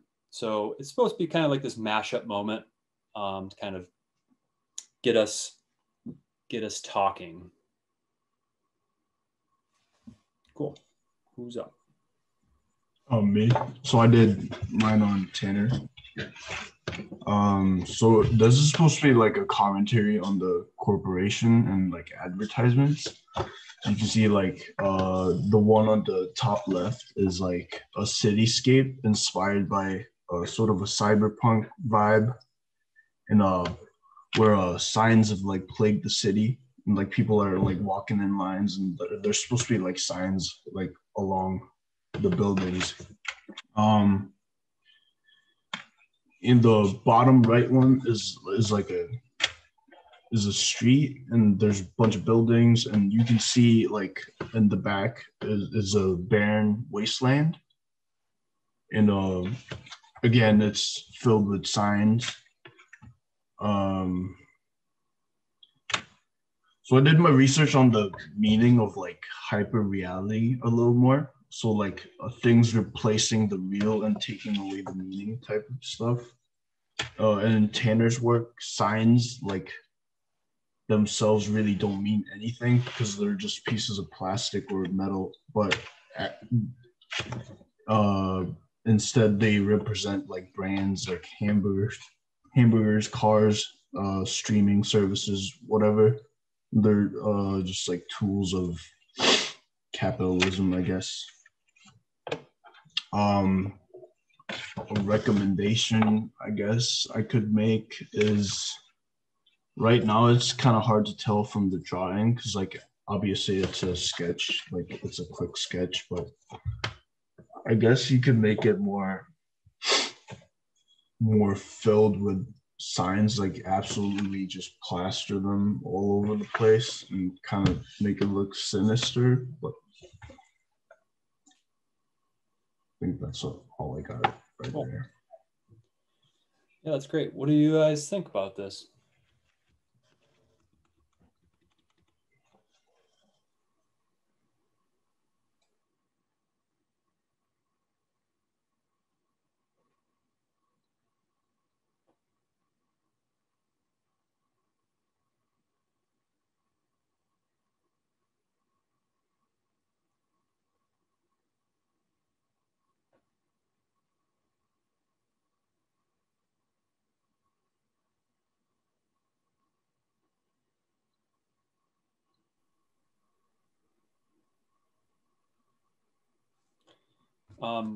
Tanner, what is this here representing? Entrance Wait, where? to. It's a building, like a tall tower, like the center tower. They're all walking like in and out of. So like people on the right are like walking in, and they're more like in color and stuff, and like more like varied. But then on the outside, they're all like uniform gray.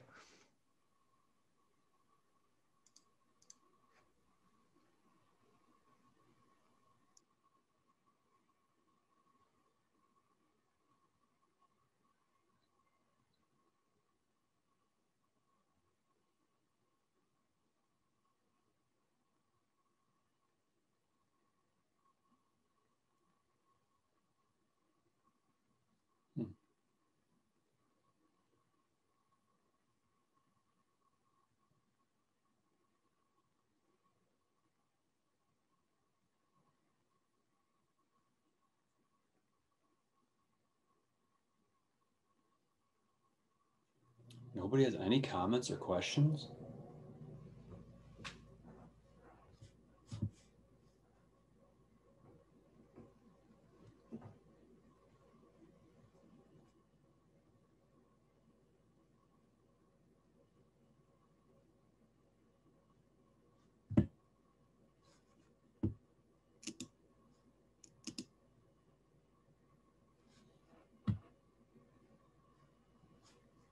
Maybe we'll just hang out until we get one. Let's get one comment. I want one.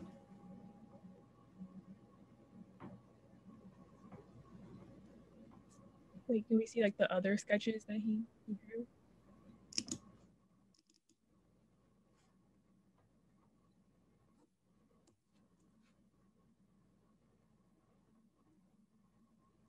In the bottom right corner, I have like a list of like different ads that I was like thinking of, like so like Apple and like Amazon, different car stuff. Like that's what that bottom like list was.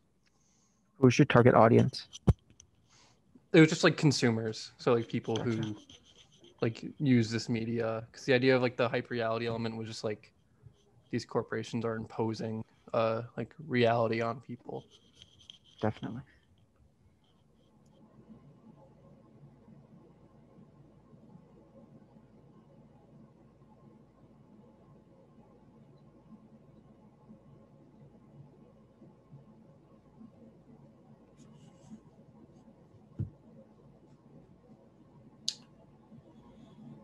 Okay, well,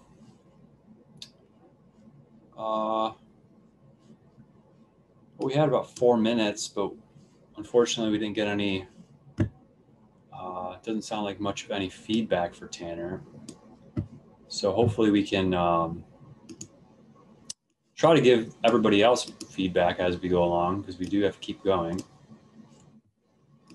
Who is, oops, did I stop sharing screen?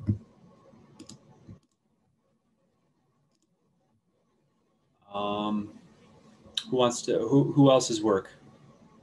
I don't have my list open.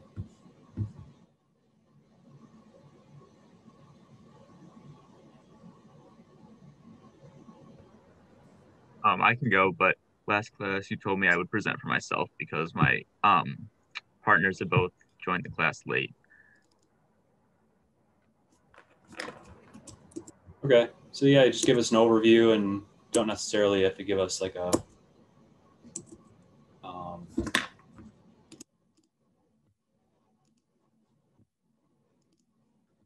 oops. Don't have to really give us specific things from your research, because your research is probably all intertwined here. So yeah, just giving us like an overview.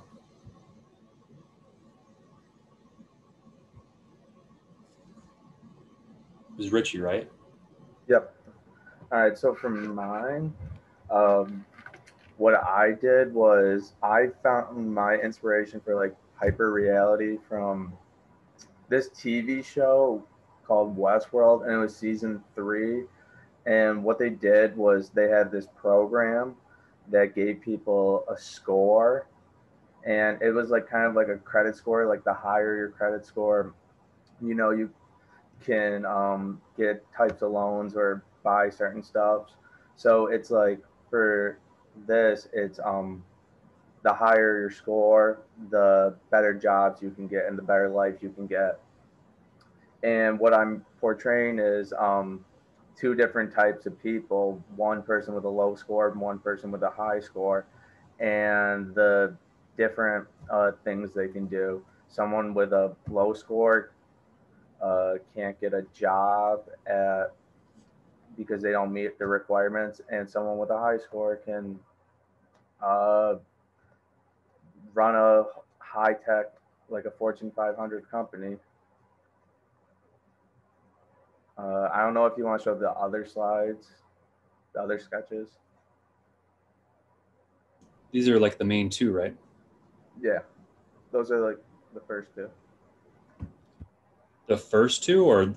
Well, like they each depict, I have like two stories, but this is like the main struggle.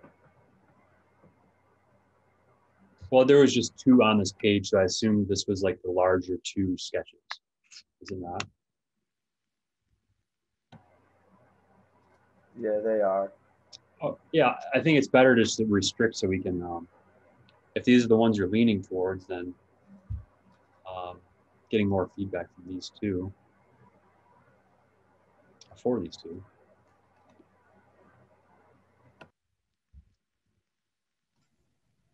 They implemented a sort of social credit score in China recently, didn't they? That kind of relates to this. Yeah, I'm pretty sure I saw something like that too.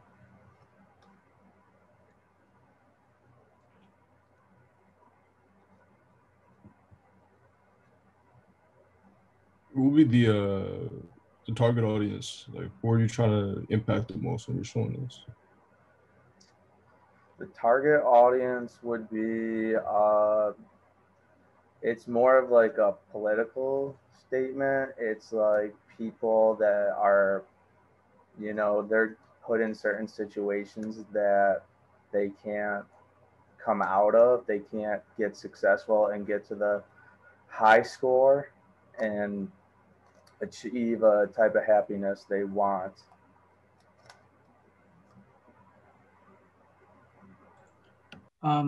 I was gonna suggest when you actually go ahead and start working on it, like officially, you should use certain kind of representations of why, like other than like, you know, like the part-time job search guy has a low score. Like you should implement other features or like other representations that like show that there's a reason why he's like a low score, 350. You know, like maybe he has ripped clothes, or you know, he looks a little dirty or something like that. You know, I was just gonna suggest that, and like do the opposite for the high tech corp thing guy.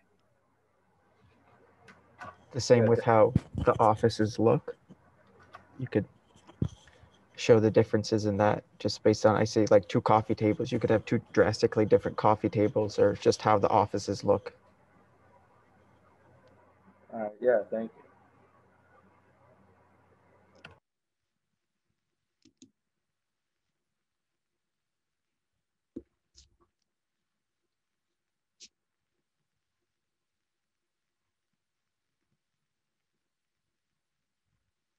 Cool. Yeah, just hoping for some quick feedback. So that's pretty decent. So let's keep trucking. Who else needs to show their work? I need to present for Stephen Ball.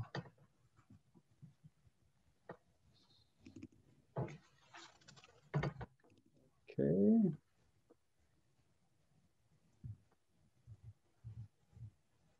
Let's see if I can do larger here. Okay, I can zoom in and out if need be. Right. So for Stephen's project, he wanted to present like a sort of dreamscape filled with a lot of like unsettling things you wouldn't find in real life.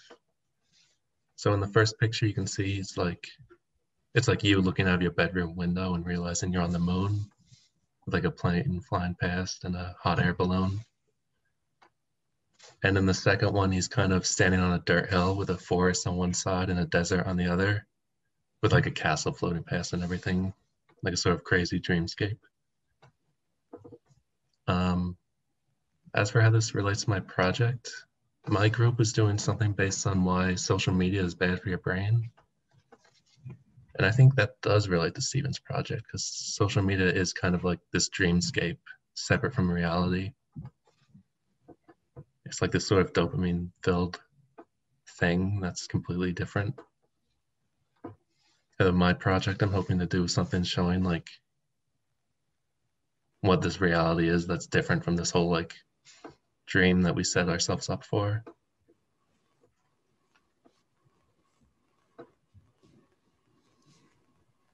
So I think Steven would probably answer this question best, but do you have any ideas of like stuff inside? Because like you're looking through a windowsill in the top one.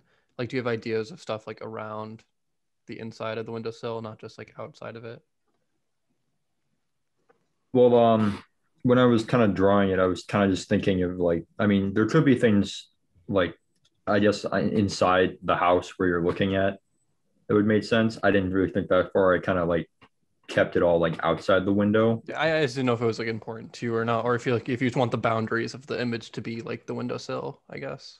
I'm open to interpretation on it. I mean, like it's not like it's the hard part's just kind of thinking of like weird things to throw in, considering that it's so like it's such a strange setting. Like what would fit, like what would be the most like surreal or like to put in here? You could probably just have like normal stuff on the inside, and then the window is like opening up into the dream world, and everything crazy is like out there. Yeah, I think like if you can maybe put like serious kind of notes, like maybe like a calendar of what day it is. Like this is talking about inside the house, like the house. On the wall, maybe you could have like a calendar or like some notes of, like maybe homework or something, or like something is due soon, just to show how how real life is, and then it just compares and contrasts with the outside. Yeah, it sounds pretty cool. Yeah, definitely, I think definitely contrasting between like what you're wanting to do with like how like crazy it is, but like having contrast of like real, like just serious stuff would be really cool.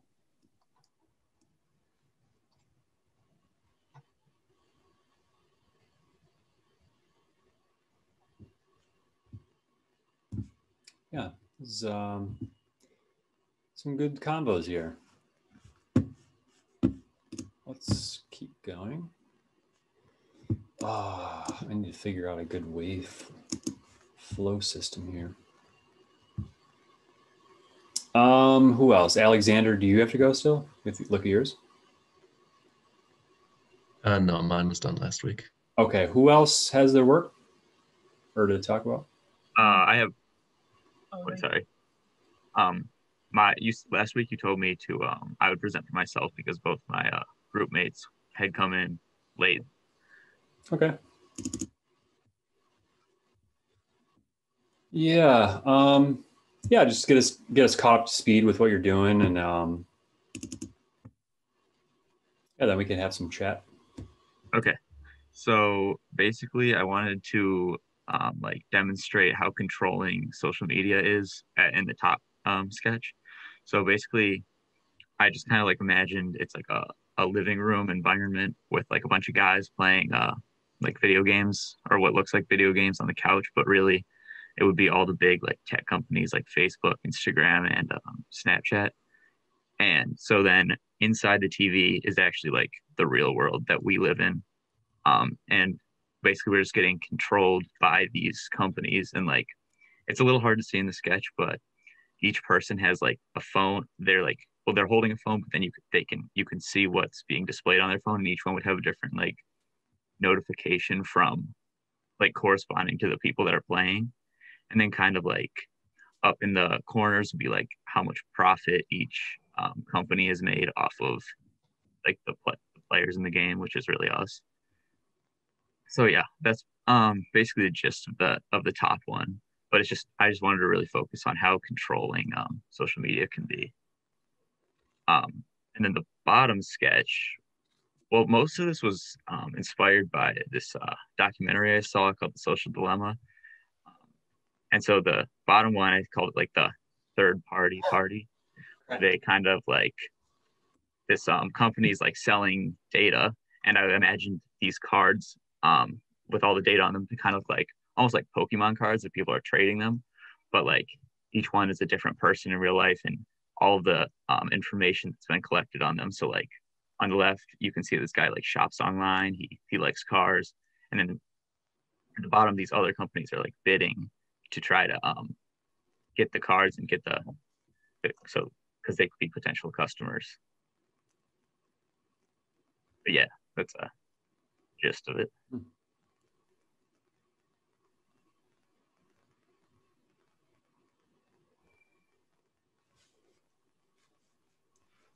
I really like how this is done, but something because in the top one you have it like like the hats representing like the companies, I guess.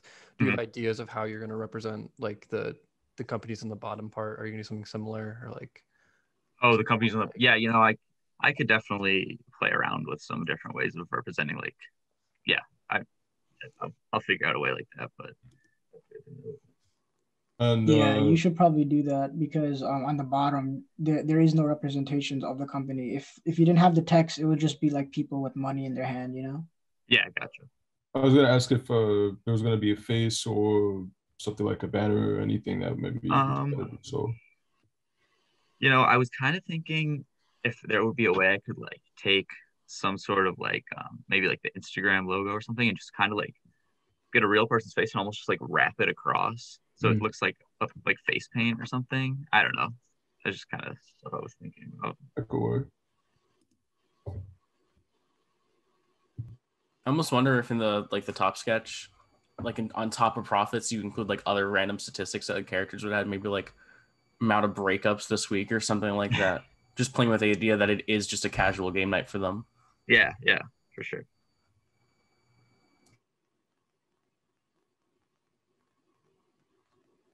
This isn't really a suggestion or anything. I like the party hat on the company dude in the bottom picture. That just makes me happy. Thank you.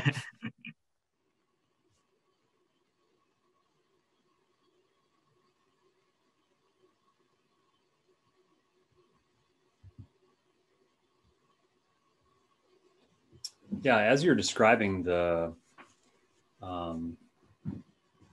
talking about Pokemon cards, I think this relates more to like sports players, right? Yeah. I think that's a better comparison, but yeah.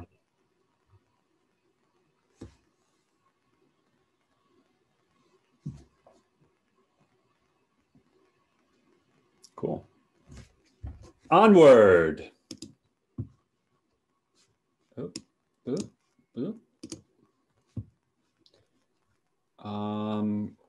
Jade, right? I think you've seen your hand go up. I have to present for Rebecca. Oh, okay.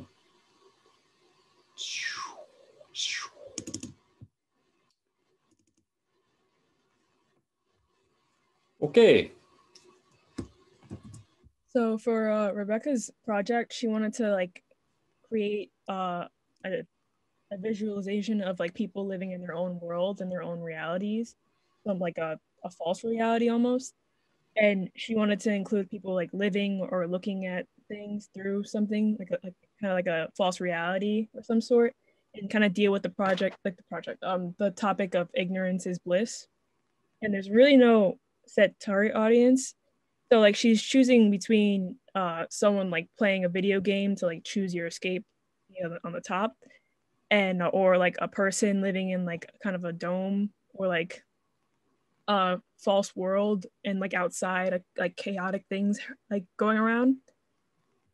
This kind of really relates to my research because I looked up more like things like in some creativity in New York City, such as like hyperreality and stuff, like another perception of it, such as like comic books that take place in New York City, like Stan Lee, and that's kind of like a separate world. What is what Rebecca is trying to bring into light, yeah. And yeah.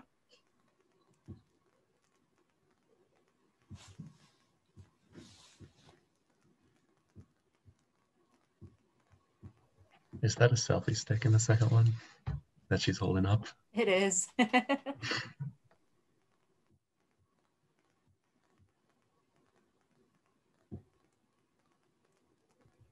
What's the plan for the hazy real world representation? Like, it's supposed to be like blurred or?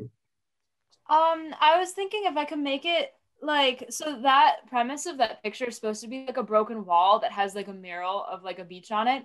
So I was just like, I don't know if I want to make it cloudy or like, I guess whatever I can come up with. It's like have a contrast between like the nice looking fake image and then like gray, dull, depressing actual sky in the background. That'd be very good. I definitely think that would work. Suggestion would be maybe a brick wall. You could have like a brick wall, and then you can maybe make it look like you crashed into the brick wall. So that's where the the beach and then the sun is coming in from, and stuff like that. Sounds good. Thank you.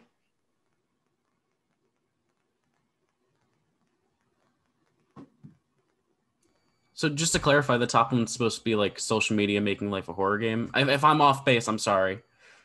It wasn't my intention at first, but the more I look at it, the more that's what it's kind of turning out to be. And it originally was supposed to be like a person living in like desolate wasteland apocalypse kind of thing. And they're holding a bunch of like pills, and there's like logos on the pills of like social media, like, oh, which one do you want to choose to escape today? But the way that I have like the title set up, it's kind of looking like a horror game. So I might end up doing something with that because I accidentally went that way. I almost wonder if you go back to your original idea, if you can like do the Courage House, like just the random shack in the middle of nowhere. I had that in one of my early sketches that I was doing for this. I had like a random just like busted down house, and then I got rid of it for some reason. So I might end up doing that.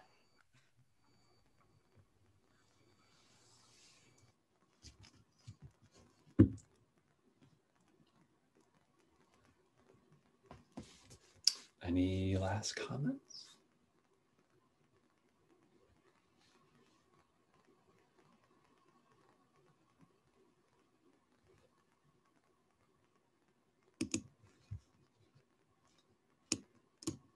Okay. Do we still have Jades to cover or no? I don't know who else we're doing. Did mine that last class. Mine never got presented. Joe.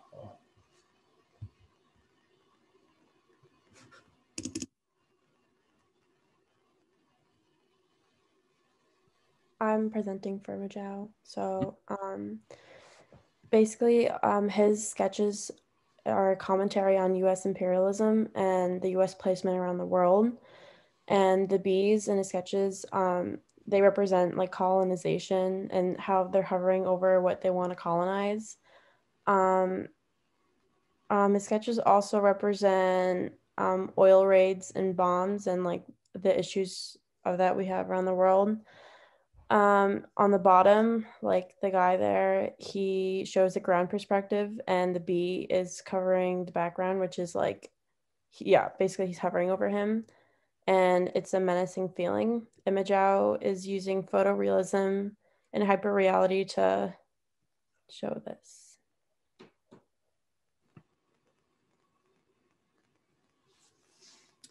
And then you got any sort of mashup? Like how his and ours are connected, and mine. Yeah, the way I think that it's been easier to specify is like using your research as like a lens. How do you attribute some of that towards his project so far? Mine was kind of more as perception and social media, and in one of my sketches I also put like oil and like real life issues. As him, he puts more of a concentration on it than mine, I think, but either way it's similar. So maybe there could be like a dual meaning, like the bees could stand for something, right? Like having some kind of defining the different elements.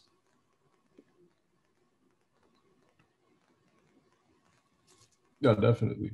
I just got to say, Midiaou, that your illustrations are amazing. You're a very good artist. Thank you.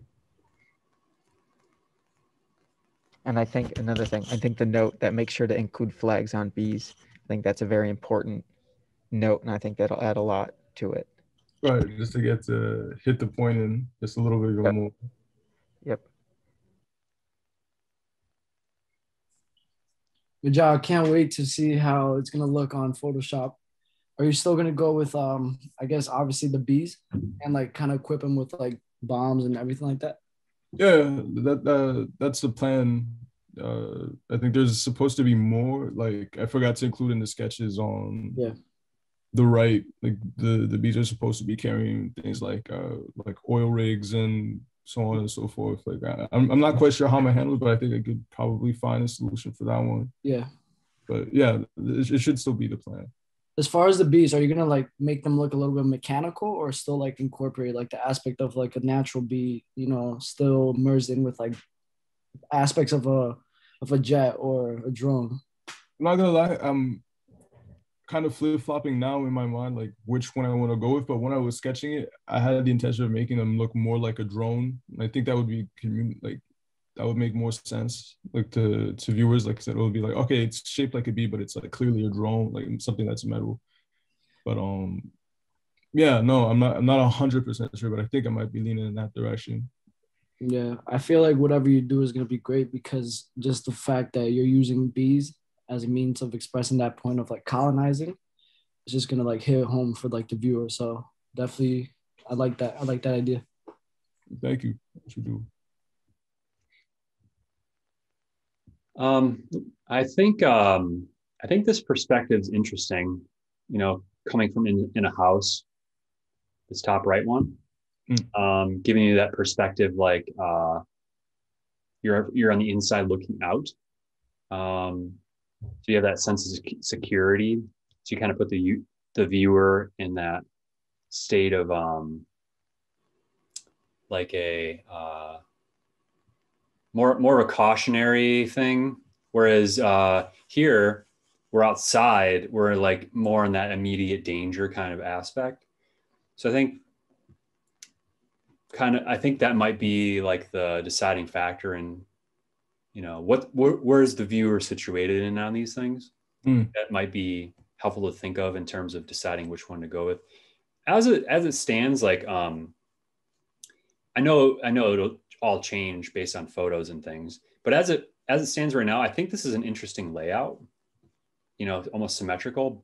However, it also almost appears like it's like this you know, like Power Ranger man bee transformation. Right. Just because you can't quite tell he's running from it as of right now. But I think like if that's fully well understood, that could also be a really interesting layout as well. So yeah, I think it's based on images you gather and stuff. Cool. Anybody else covering today? I don't think that was everybody, right?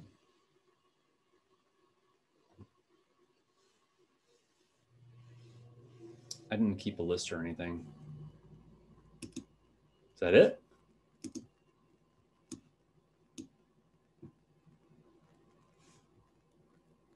Okay. It didn't seem like that was 6 people, but maybe I just don't know how to count. Okay,